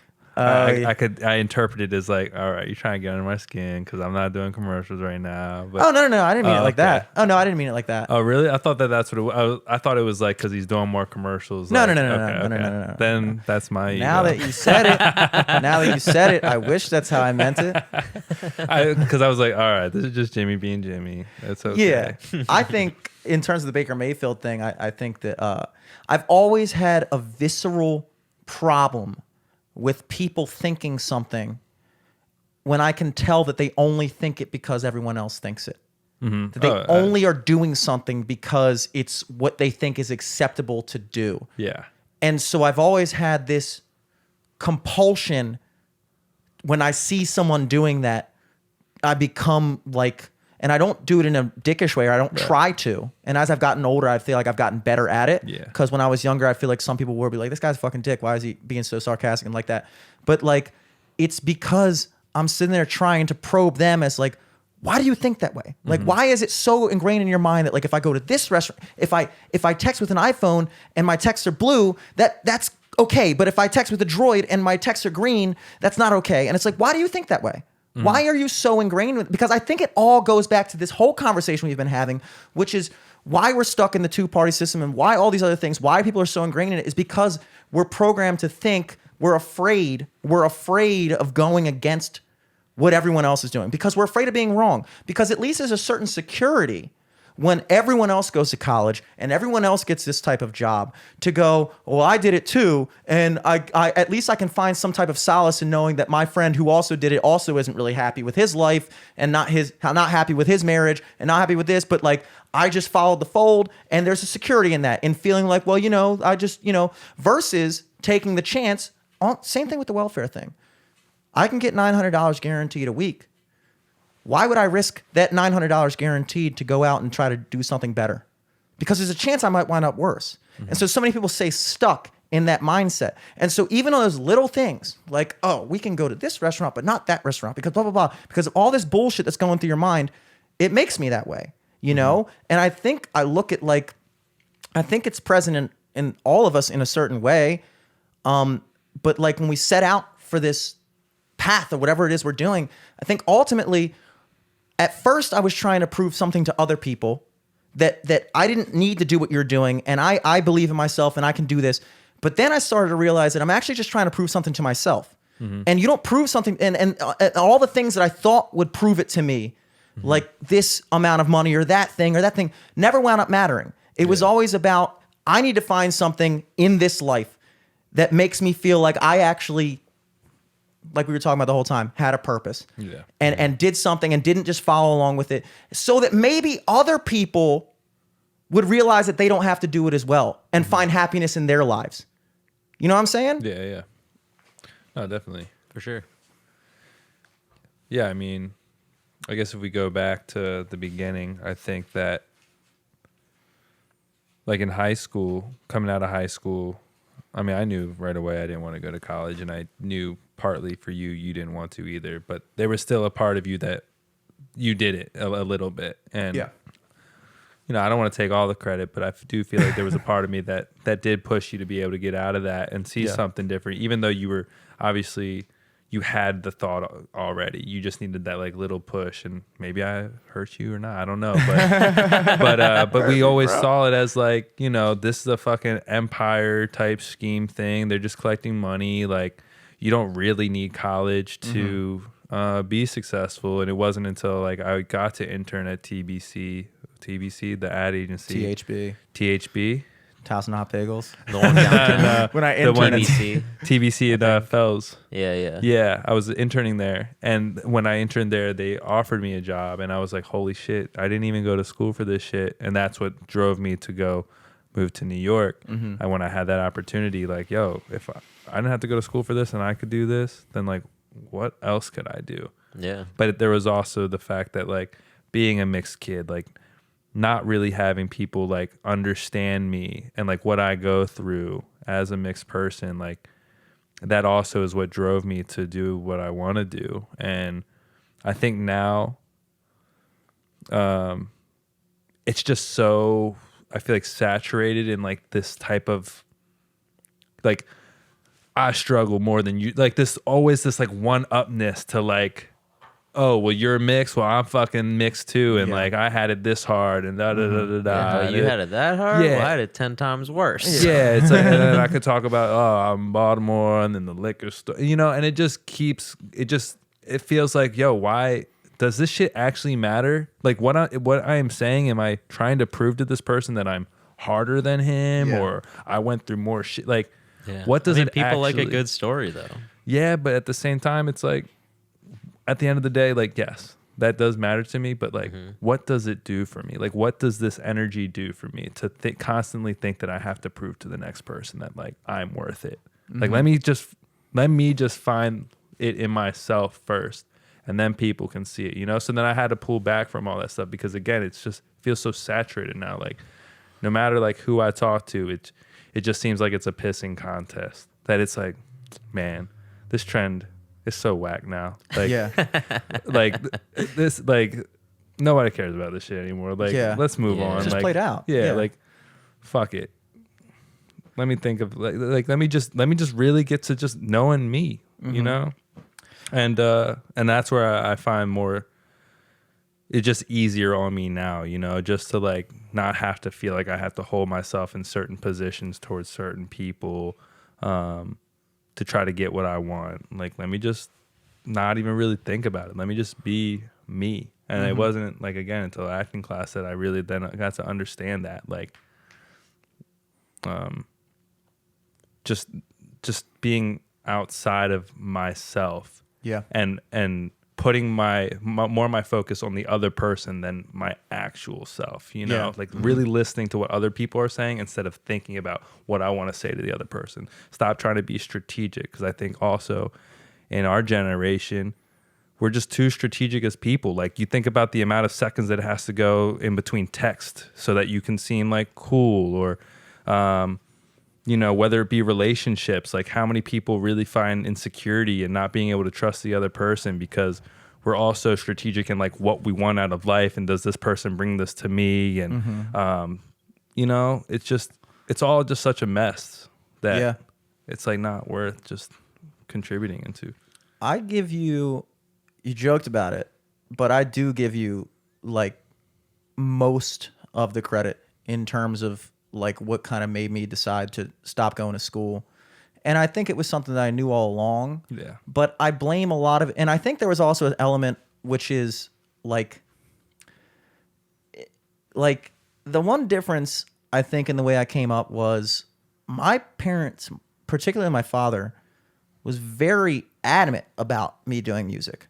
Like, it wasn't like that typical like musician story where the kid's in the bedroom playing guitar and the parents are like, hey, keep it down up there. It was like, no, like it was the complete opposite. It was complete opposite. Yeah. And so there was a certain element of me that like when I was coming out of high school, I had like a resistance to going along with that, you know? And plus I was still in my mind. Because he was like supportive of it. You're like, well, since you want me to do it, I don't want to do it. Exactly. I had this idea of like, oh, well, my parents just look at me as like musician or whatever, and like I want to prove that I could do something else, which is I think why I invested so hard in wrestling, because I wanted to prove that I could do something where it wasn't just like innate. It didn't, you know, I don't remember ever really working that hard at music to be a standout musician in school and stuff like that. But with wrestling, I started literally sucking, and then I had to fucking earn everything I got from fucking. Sorry.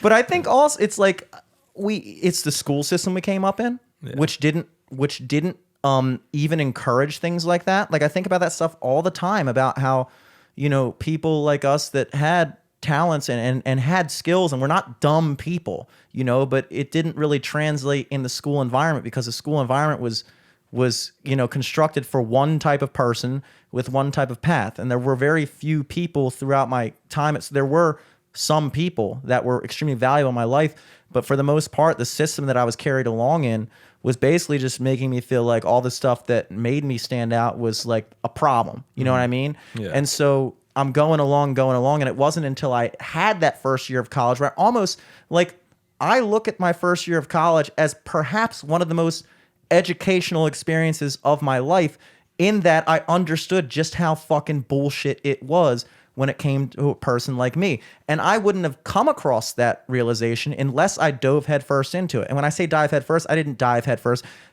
I went into it the same way everybody goes into it, just because the next guy's doing it. Right. And so it wasn't until I had that experience that I was like, oh, wait, now I see what the fuck is going on. Now I see that this is essentially 13th grade, except now I'm paying you.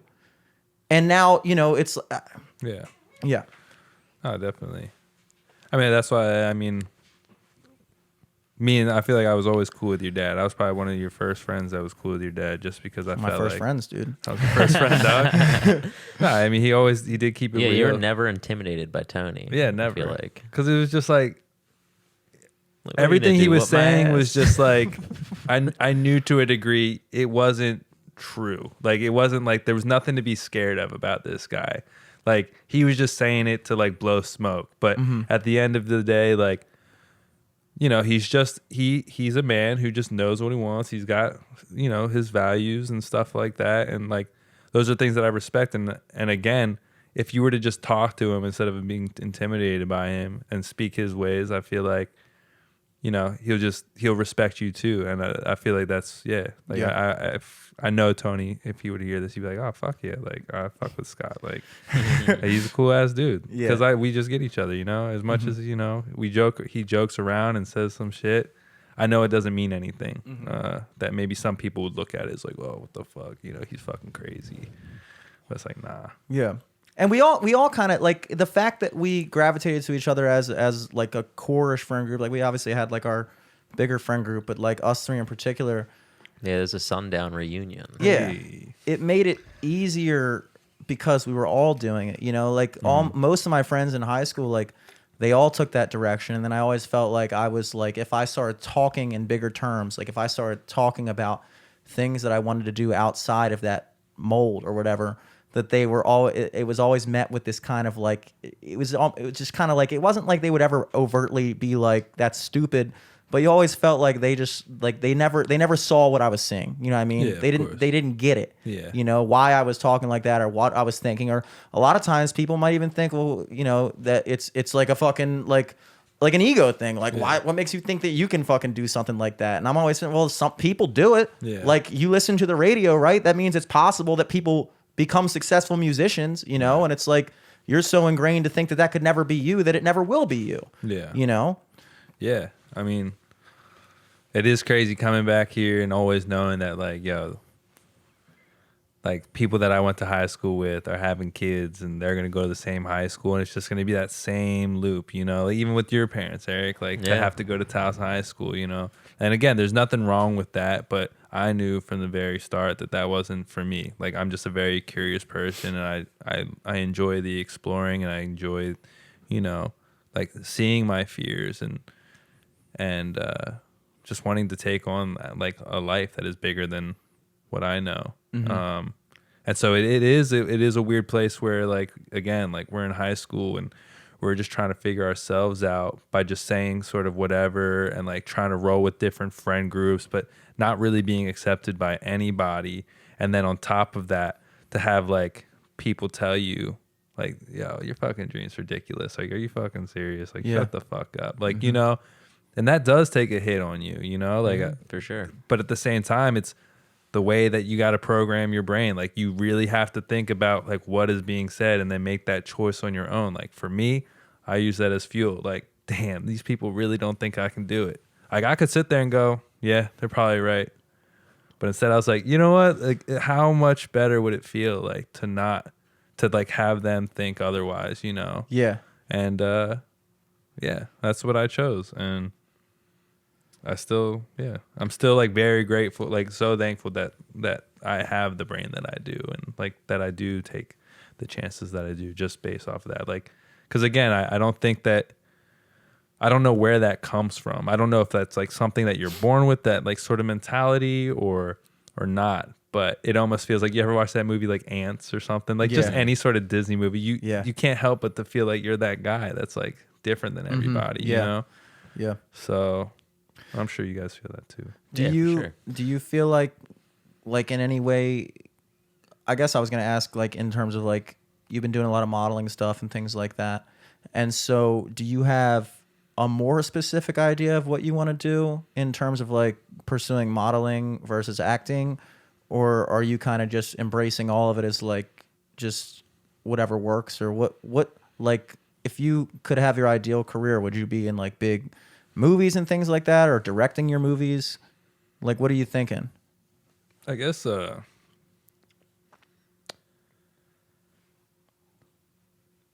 yeah, I mean, I guess ideally, yeah, I like, the reason why I did modeling was to open some doors to get into film and stuff like that. Because again, like in the beginning, I was unsure about acting schools and stuff. Like, what does that really mean? Does that mean that I'm just going to be a teacher, you know? Yeah. Like, am I going to fall into that category, or am I going to just be so into the school that I'm just going to have so much knowledge on it that I myself now am like a robot as opposed to like being natural with things. Yeah.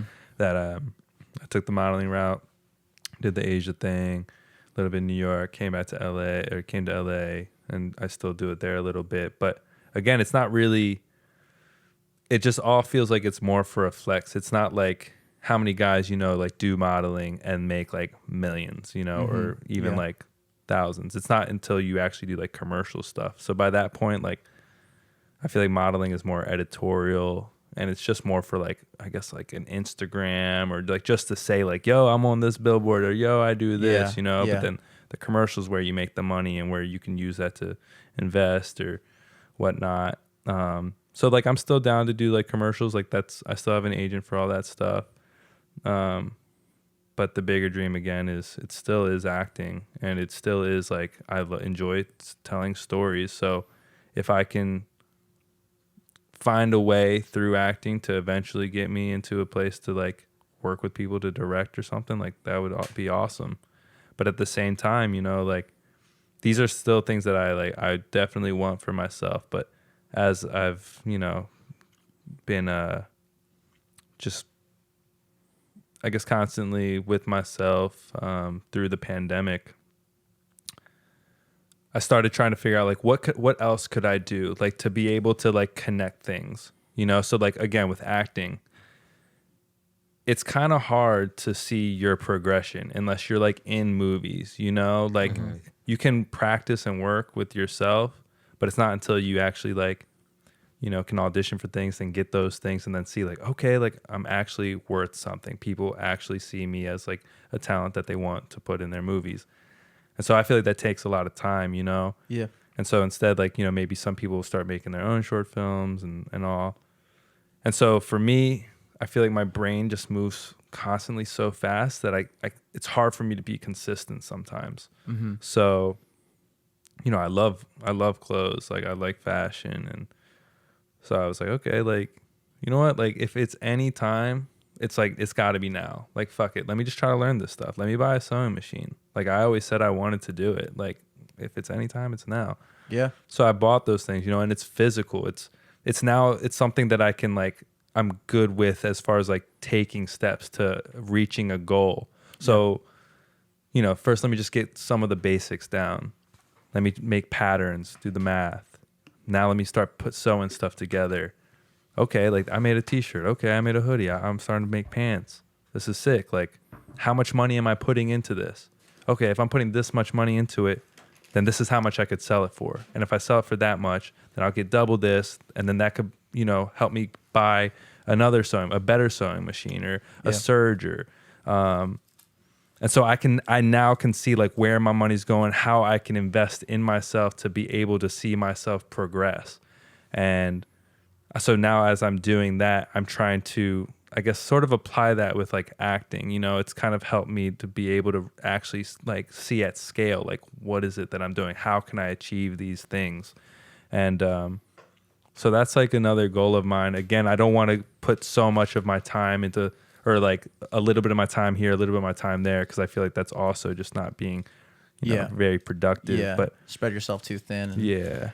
But at the same time, a dream of mine is to, as I see, you know, the problems of like the world and like as far as like environment stuff go, but also like these fucking like influencers and YouTubers like constantly just trying to elevate their status and as well as their money by just, I'll buy like 10,000 shirts and I'll screen print a logo. Like everybody fucking does that. And it just goes right to Goodwill or to the trash or to some third world country that doesn't really fucking need that. It's all a waste, you know? So like, why not, instead of me like eventually maybe working with textile people to be able to get these, you know, these fabrics, instead, let me upcycle this stuff. Let me try to figure out how I can like work with people to obtain all these, you know, wasted fabrics and just make new things out of them.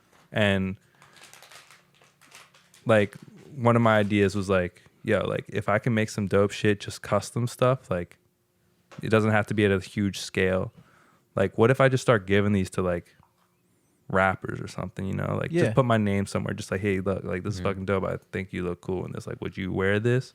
You know, just start at that level, like not trying to make money or anything like that, but again, just trying to see like my skill and just trying to think of ways to just be a little bit better for like the world, you know, or the earth. For sure. The concept behind what you're saying is really what's sticking with me, and I feel like it's that you're in one form or another, you're kind of taking the reins of your own path. You know, you might be doing that through fashion or whatever. But one of the things I remember thinking, obviously, I'm speaking from an outside perspective, and I only get a chance to really talk to you these days very infrequently. You know, so it's, you know, I'm sure you have your ideas of like what I'm doing, and I have my ideas of what you're doing, and I was always wondering if, like, when you go down the route of like going with a modeling agency, and then you're going to these casting auditions and things like that, and it's obviously something that you need to do, but also in that same vein, you're kind of waiting. I'm not saying this is what you're doing, but from my outside perspective, because I saw me doing kind of similar stuff in regards to what I'm doing, that there's still this aspect of like waiting for someone else To give you that opportunity. And then as you get older, you start to realize that, you know, you got to put yourself on, you know, and you kind of have to navigate those things. It's like with me in the playing at bars with music, it's like, it's that even that path within music is looked at a certain way, because most of the time what happens is guys will start making a decent living. Like, you can actually make a decent living doing that, just playing at bars, playing 5-6 gigs a week, getting higher and higher paying gigs, to the point where now you just show up and you play guitar, play songs that people know and love, and just like you get that, you can make your money that way. And it's very easy to fall in that trap. And it's like, before that, when we were working at restaurants and stuff like that, there was always this kind of idea that I never really like articulated in my mind, or never really saw it for what it was. But I'm sitting there working at Cheesecake Factory, the Melting Pot, and just kind of like making music and just kind of hoping that like something I did would like hit big. Yeah, and, or like Usher would find you. Yes, exactly. Like Justin exactly. Bieber. And so you're just kind of going along, and in your mind, you're still giving the power to someone else. You're still waiting for someone else to be like, hey, you deserve this, whatever, you know, let me take you under my wing. Right. And then obviously you understand that nobody's going to take you under their wing unless you can do something for them. Right. And for a person who's not willing to compromise, that situation is never going to work. You know what I mean? Right. So like you get to a point where it's like, okay, well, how can I figure out a way to take this thing that can make me money playing at bars and navigate that in a way so that it works towards what I'm ultimately trying to do? And the hardest part about that is always making sure that you never lose sight, like keeping your eyes on the prize, basically. Making sure you never lose sight of what you're ultimately trying to do. And it's like, okay, so I'm sitting here working 6-hour shifts at the restaurant 6 days a week, and I'm spending that time doing something that might make me on some nights as much money as I could be making at bars, but I have this like aversion to playing at bars, because I'm thinking that like, oh, well, if I become that guy, then that's just going to be all I'll ever be, you know, versus saying like, hold up, what if I instead of wasting 36 hours, 40 hours a week at this restaurant, which is doing absolutely nothing for me, it's not making me better, it's not making me any more in tune with what it's like to be in front of people, and instead transfer that over to something that I can actually be improving myself, getting better, becoming a better musician, incorporate my songs and build a brand around that. And you know what I'm saying? Like, it's like you're taking the reins and you're doing things and taking a certain path, but you're using it to your own advantage, you know? Right. And so in terms of like with the modeling and the stuff, it's like, it's one thing to be making money doing modeling and going to these casting auditions, but also at the same time maintaining this idea that it's like, in the meantime, you know, I'm going to keep on building a brand for myself, because even more so than ever, you know, I've talked about this a billion times, but like the difference between now and 20 years ago was, back in those days before social media and things like that, you needed, there was much less competition. And so in terms of music, somebody could see somebody, oh, that's a good looking guy, he can kind of sing, whatever. we'll take him under our wing. We'll put $1 million behind his first record.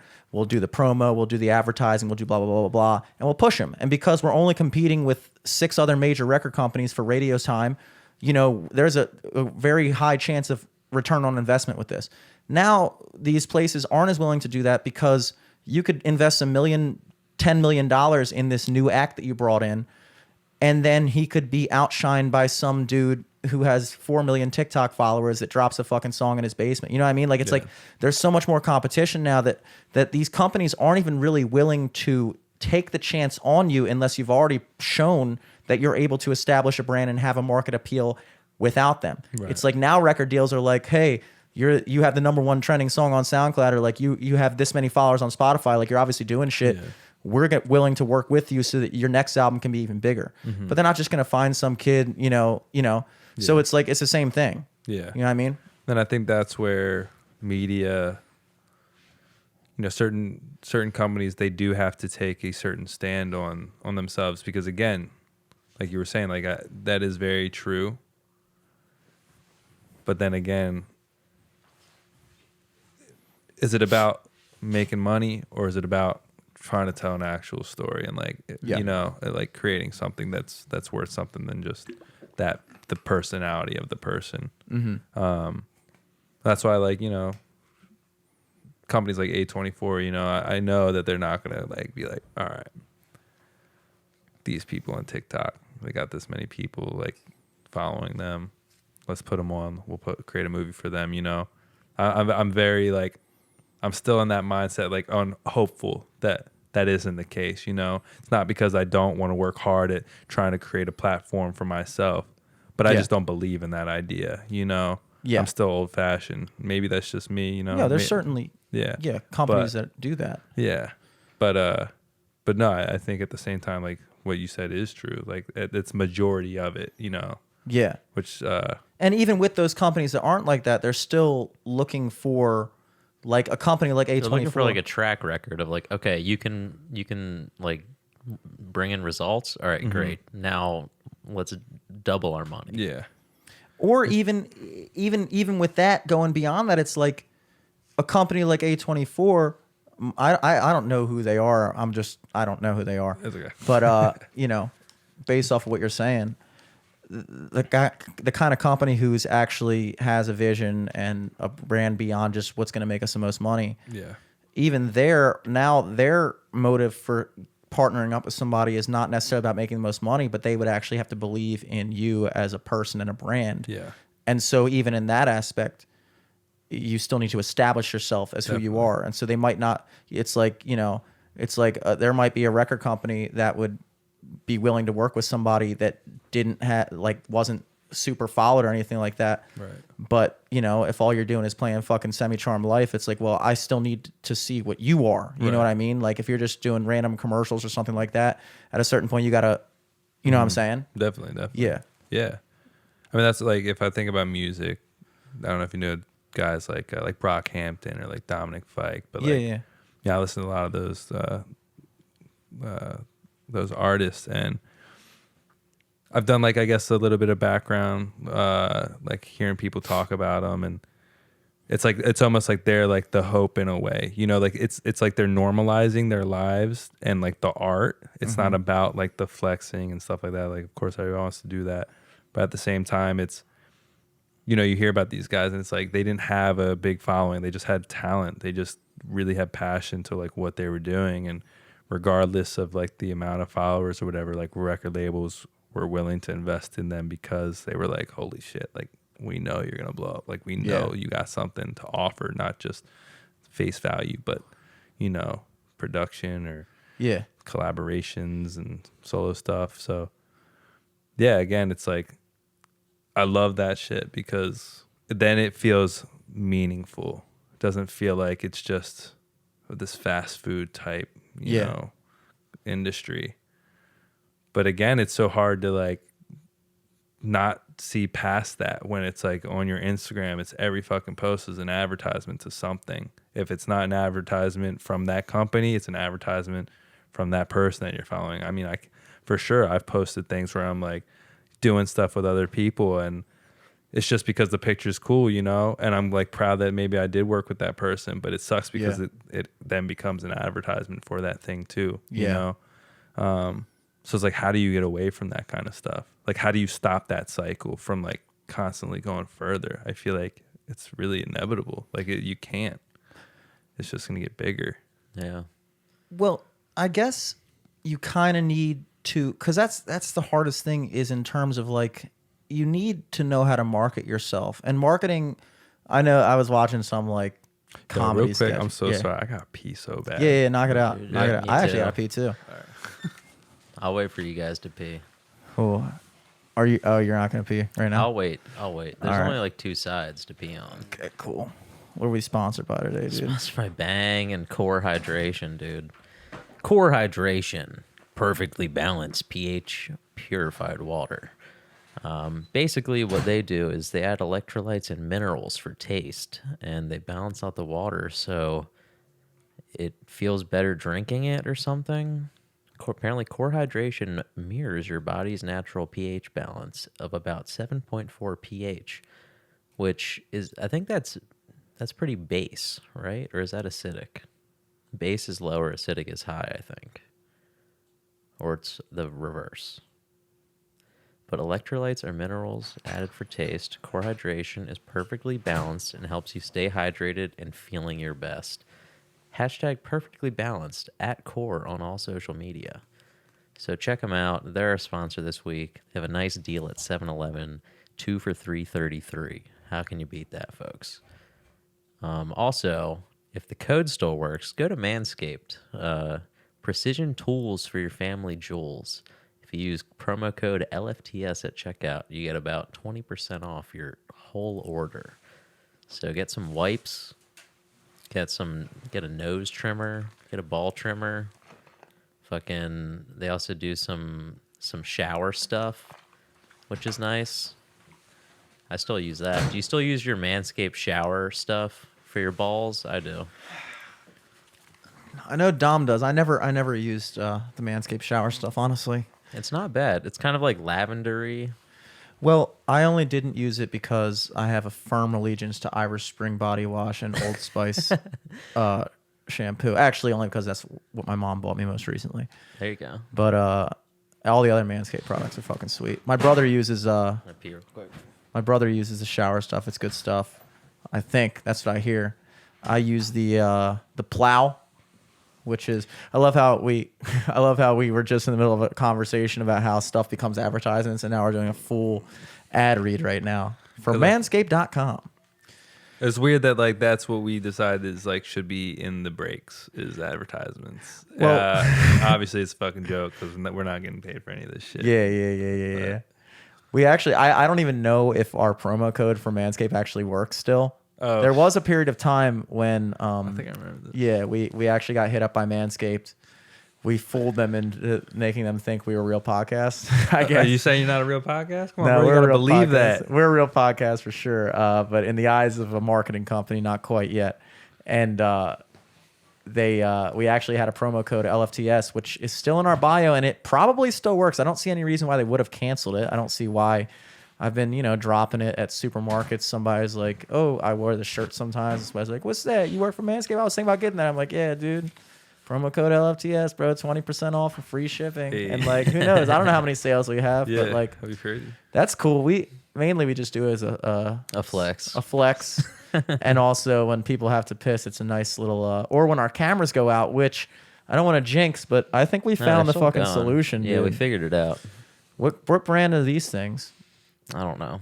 I just got an AC adapter with a dummy battery for the A7 or whatever it is, the A6400. I just Amazoned that, looked at the best choice, and got 3 of them. This video portion of this podcast is brought to you by AC Dummy Batteries, the top brand on Amazon. Literally, this video portion is brought to you by that. Yeah. So, yeah. We didn't really say what we are. We're live from the studio. Sorry about that. I figured you Yeah. guys would get it by now. Yeah, we have Scott Albrecht on the cast tonight. Yeah, for anybody that's still listening, Scott's a long time friend of ours. Shouldn't give you Yeah. any background, just brought some random guy in here. He's been on the podcast before, and if you are truly a fan of us, you would have heard that one. Yeah. Yeah. You're none. You also, yeah. But you're exactly. not. You're No, you're not. not. Well, the guy at home like, I fucking know this guy. I fucking know. Scott Albrecht's on? No, you guys talk about him all the time. I know. We definitely do.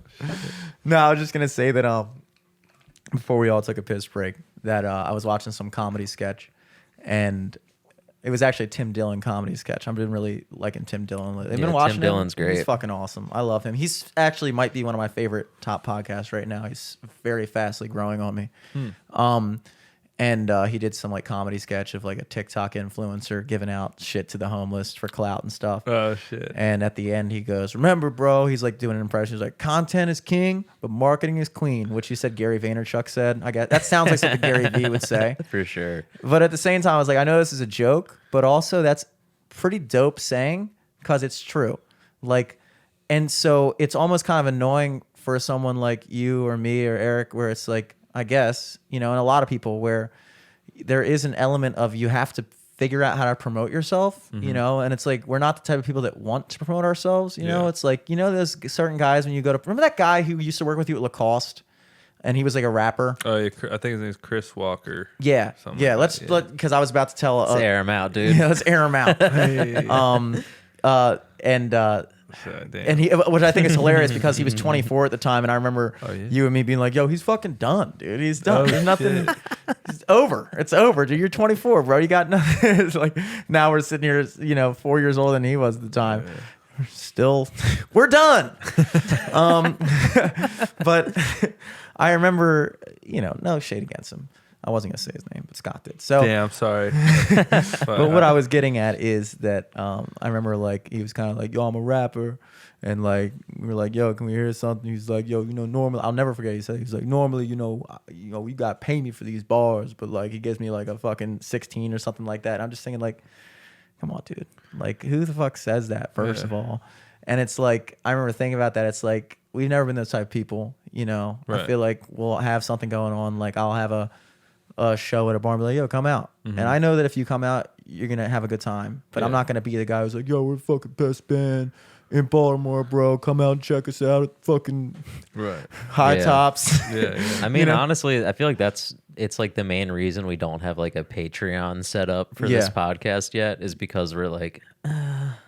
it's like a GoFundMe almost. Exactly. It is. It's hard to step outside of that. And I feel like, Matt and Sig, they've been doing it for what, 25th of the time we've been doing it, and they set up a Patreon. They get a couple patrons, and it's like, I think they make like, I don't know, $50 a month, but who cares? Yeah. It's more money than we make. Yeah. But like, it's always been very difficult to kind of understand that if you're going to be your own brand and your own manager and your own promoter and your own all this stuff, that you do have to apply those things because all those are important. Like, the greatest thing in the world, but if you're not getting it out to people, Right. then you're just shouting into the void. Right. And so it's like there are elements when you post on Instagram, and it's like I did the same thing with that like news segment, and it's all for the flex, because it's like, dude, nobody watches Right. Midday Maryland. No offense to Midday Maryland, but like, nobody's watching the local news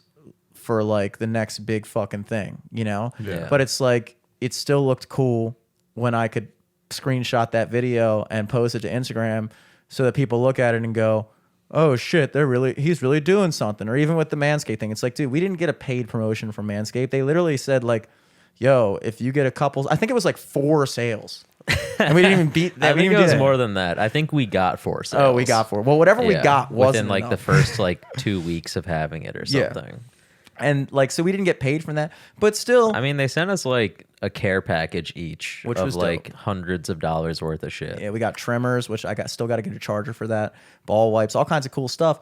But like Ball wipes. ball wipes, they're sick. Damn, They're I sick. don't even They're know what that sick. looks That's like. the one thing I It want. was just like a little moist towelette like square that you'd open up, and it'd be like this nice scented antimicrobial wipe that you just like squeeze you off your nuts and stuff. Gets rid of all them microbes on your balls. Shit. You know, Well, just like get rid of the gooch smell, the gooch smell. Yeah. the end of day gooch smell.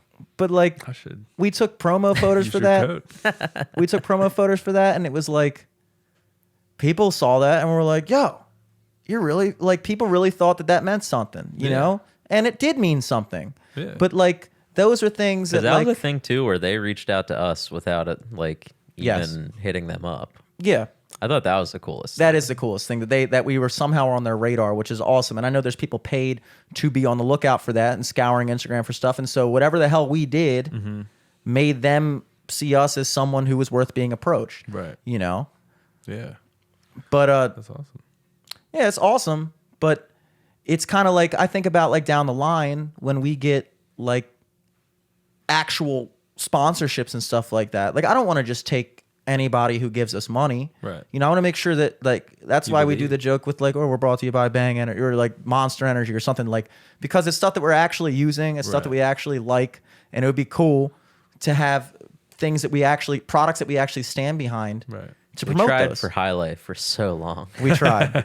For like 2 years straight. And by try, we never reach out to them. Never We reached out. We just said it every time. we just continue to buy We their spoke it products. into the universe. I think you got to be at least 25 or 26 too to be able to have that. Because like for me, I can't do any alcohol or cigarette advertising because you're not 25 yet. until after. Yeah, well now I can. But I always remember like, yo, I'm 21. Well, like, I why tell can't people do I'm that 23. shit? Shit. But like that's like there's certain Is that true? Do you, No. Okay. you should. Guys, Dude, I'm why the fuck 18. not? Don't believe them. I always looked at it as like, you know, like as long as we can stay looking young and stuff, like why the hell I gotta tell you I'm 28? It's none of your fucking business, dude. Are you looking at my ID? Yeah. All Well, you that's got to know is this podcast called Live from the Studio.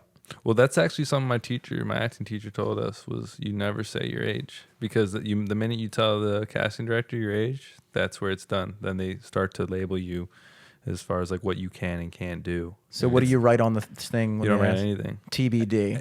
It's literally a game. Like in I guess these like setups, it's like a game with the other person. It's the way that she says it is like, imagine that you're going on a date with somebody, you know? So when they ask you like, how old are you? Like Lie. it's almost like lying. Like you would have to come up with like a response back that's witty, you know? To Yeah. like You're avoid acting, that dude. question, you know? Yeah. And it's weird. It's not something that I think about because it's like, I'm just an honest dude. I'm not trying to get away with anything. I'm just trying to tell it how it is, you know? Yeah. So the way that, you know, she says it like that, it's like, damn. Now I understand why the fuck Hollywood is the way it is, you know? You got a lot of fucking sneaky ass people. Well, it's getting away with some shit. unfortunate that that's something that you have to do, and it's not in our nature to do that. Yeah. But it's like it's different. It's like, are you doing it to get over on? Are you doing it to do something for yourself, or are you just happen to be in an industry that is so shallow Yeah. that that's what they're concerned with, and so the only way that you can compete in that industry is by playing that game. You know, and that's the difference. Which is like you kind of have to play the game a little bit, Right. but you have to just play it in your way. That's what I'm saying. It's like Right. I'm not just gonna read off an ad read for any fucking thing who gives us an ad. Right. But I also understand that if you want to make money doing the podcast or you want to make money doing anything, it's like that's part of it, you know? And so it's kind of like, yeah, you make these posts on Instagram where like you're aware that it is a promotion in a way, and oh, I'm taking this picture with this person and I'm wearing this thing, and it all is like an advertisement. But it's like as long as it's you, I don't see anything wrong. As long as it's something that you truly believe in, I don't see anything wrong with it, because that's just, I mean, what else are you gonna do? Yeah. You know, if you want to make it a living, you got to make it a living. Yeah. That's fucking crazy how Instagram is really so many people's lives. Ruining? No, Or really? It really Or is really? a lot of Yeah, people's yeah. lives. Just like being sponsored by like tummy tea or like Not even that, but just how much time we consume on it. Like honestly, like how much, like you guys spend a lot, probably the most on that app, right? Would you say? Out of any other apps, yeah, out of probably, like yeah. Facebook, Instagram, Twitter, probably on Instagram the most. Yeah, Easily, yeah. It's crazy. It's like it's weird. And then sometimes when it's like other things like TikTok come around, you're like, what the fuck? Like Instagram's I never it. really got into TikTok. Me yeah. neither. Me neither. I got one for the podcast, but I spend no time on it and I don't want to spend time on it because it seems like a waste of fucking time to me to just be scrolling through. Like, if a TikTok's funny enough of my friends are on TikTok that they'll fucking send it to me. Yeah. Or it'll You just know? end up on a site, like it'll end up on Instagram on like Yeah. a meme page if it's like a funny thing that I should have seen.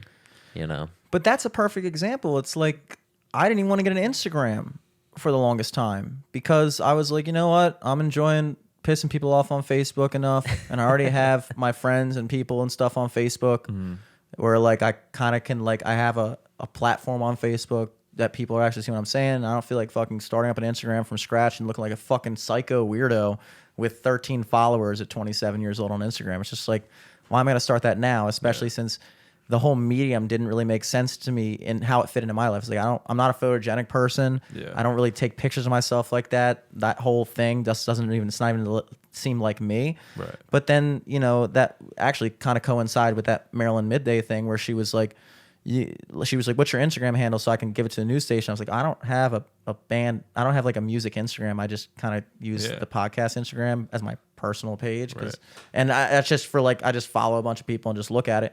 But like, she was like, dude, you need an Instagram. Like that's where everybody's at. And I was like, all right, I guess I'll do it. And it was the same thing with TikTok. It's like, we started TikTok last month and it was only because that's where everybody's at. And it's like that again, that's kind of like that weird tightrope walk of you gotta play the game. Yeah. You gotta play the game a little bit. It's like, am I gonna become obsessed with TikTok? No. But am I gonna like ignore the fact that that's where everybody's on? Right. And so I'm gonna be doing this thing and just ignore an entire segment of society that's never gonna see it because they're on some app that I'm just like, oh well, that's for fucking, you know, whatever. Yeah. So, you know, I don't consider it a compromise necessarily. Yeah. Yeah. I mean, you're just putting your ticket in. And then, I mean, like, it's a lot of things are just random like that. Like, things just blowing up, especially on social media now, where, like, something can just, like, go for no reason. And, like, unless you have your fucking ticket in there, how else are you going to get the fucking winning number? Yeah. It's pretty weird. It's weird as shit. Yeah. It's pretty annoying. That's why, like, I mean, like, again, like, that's awesome for Alex, like, for him, whatever, the stuff that he's creating on there. And Yeah, that like makes him Alex. happy. Yeah, and Dom, too, is getting But at the same decently time, I can't interviewed. help but, like, you know, I'm not trying to throw shade to them, but, you know, it's a scheme in a way. Like, they're obviously friends. I don't know if there's gonna be people listening who's like, wait, what the fuck? Are you fucking shitting me? Yeah. You know? I don't know. But I mean, they've been on the podcast together before they even did those Yeah, things. So okay. it's like, yeah, I don't But know. it's like, you know, if this is the type of shit that I don't like from other people, then if my friends are doing it, like, it doesn't give me a reason to then go like, okay, like that's awesome, you know? Because there's a part of me that's like, yo, that's kind of fucked up. Because it's like, then what is real? Like, if what I am seeing on stuff, like, what am I to believe? I get it's all entertainment, but then it feels like, for what purpose? Like, for what reason? What are you trying to get at? Like, how long are you going to try to sell these things until what? You get to a certain point, you know?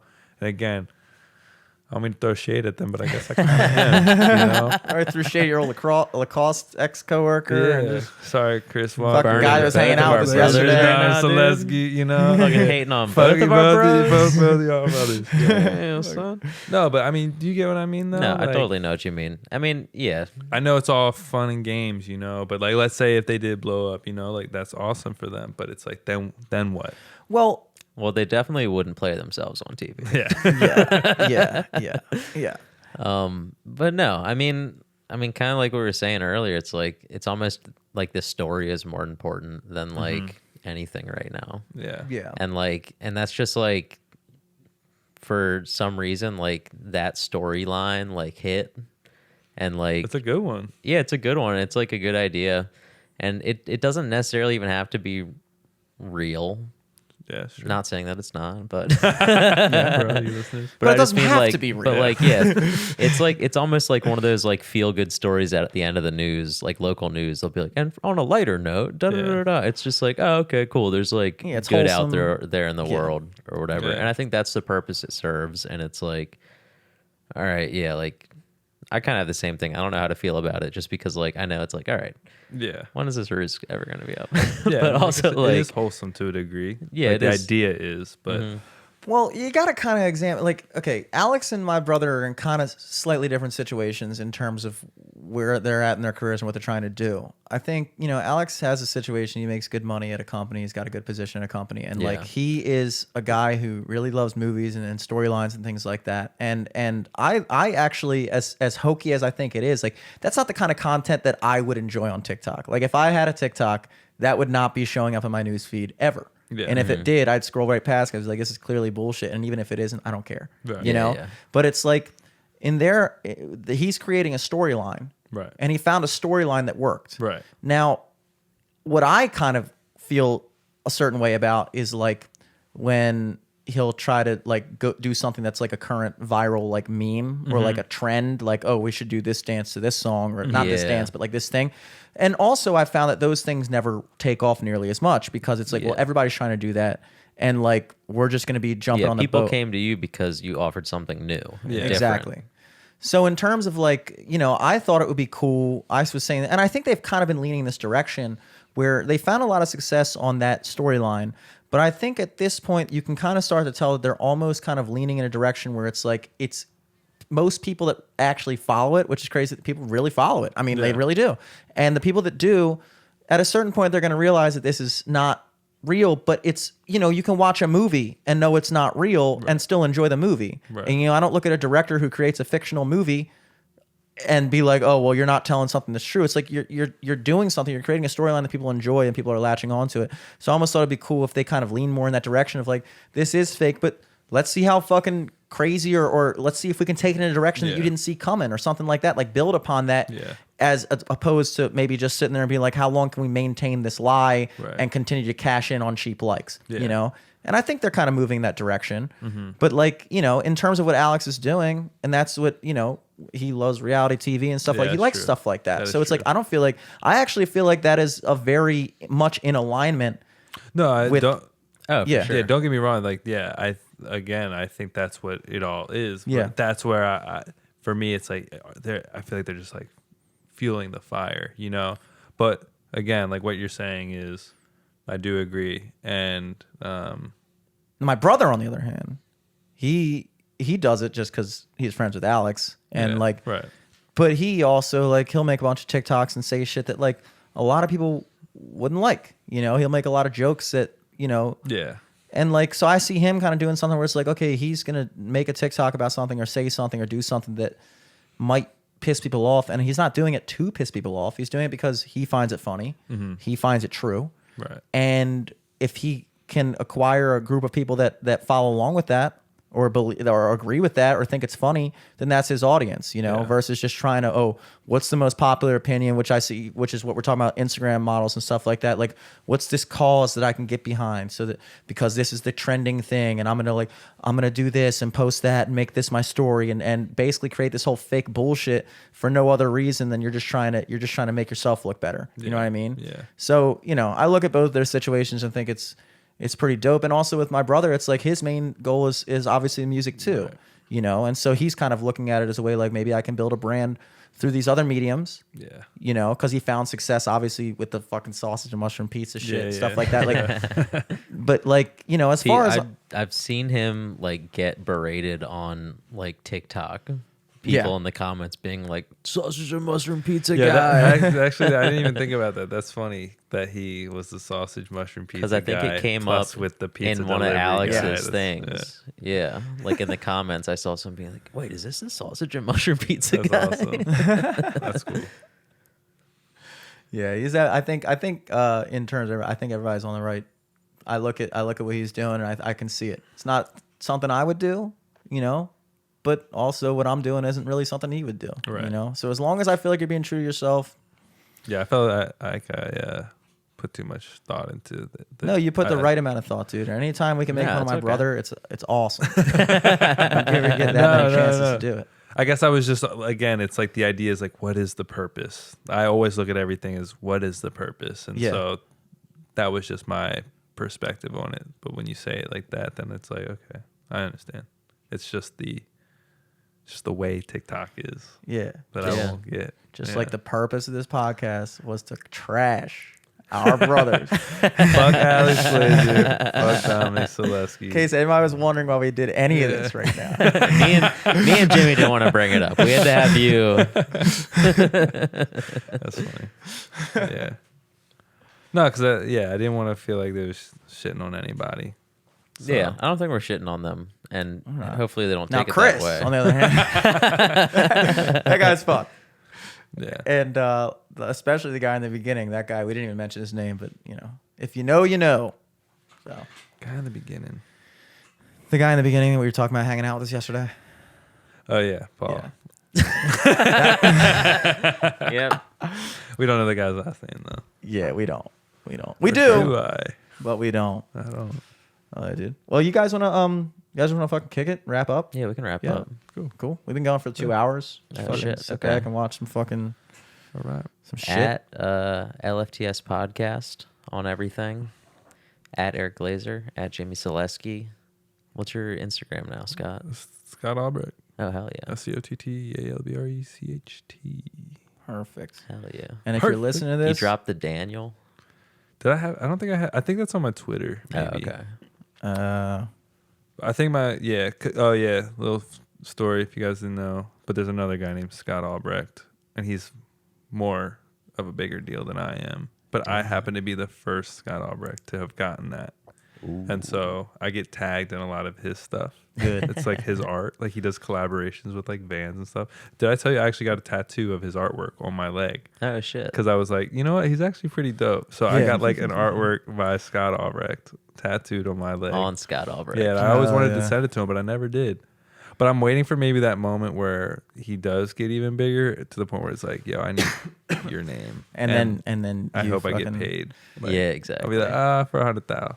You know, something get him like to that. Yeah. get the fucking And then when he sundown tries logo to like tattooed on him. get Yeah. fuck you with you, where he's like, "Oh fuck you, dude, this is just a money grab," and then Yeah. just send him a picture of the tat on your leg. You're like, bro, I was a fan until Yeah. this. You really fucking, and then Hey. you could guilt him into Yeah. $200,000. I only want your name because I love it so much, Hey. not because it's my name. Yeah, I changed it. That wasn't even my birth name. Fuck. Anyways. Oh man, guys, if you're listening to this, Happy New Year. May 2021 bring you all the things that 2020 did not. I hope so. Yeah, Don't hopefully. we all? We'll see you guys next week. Peace. All right. Peace. Peace.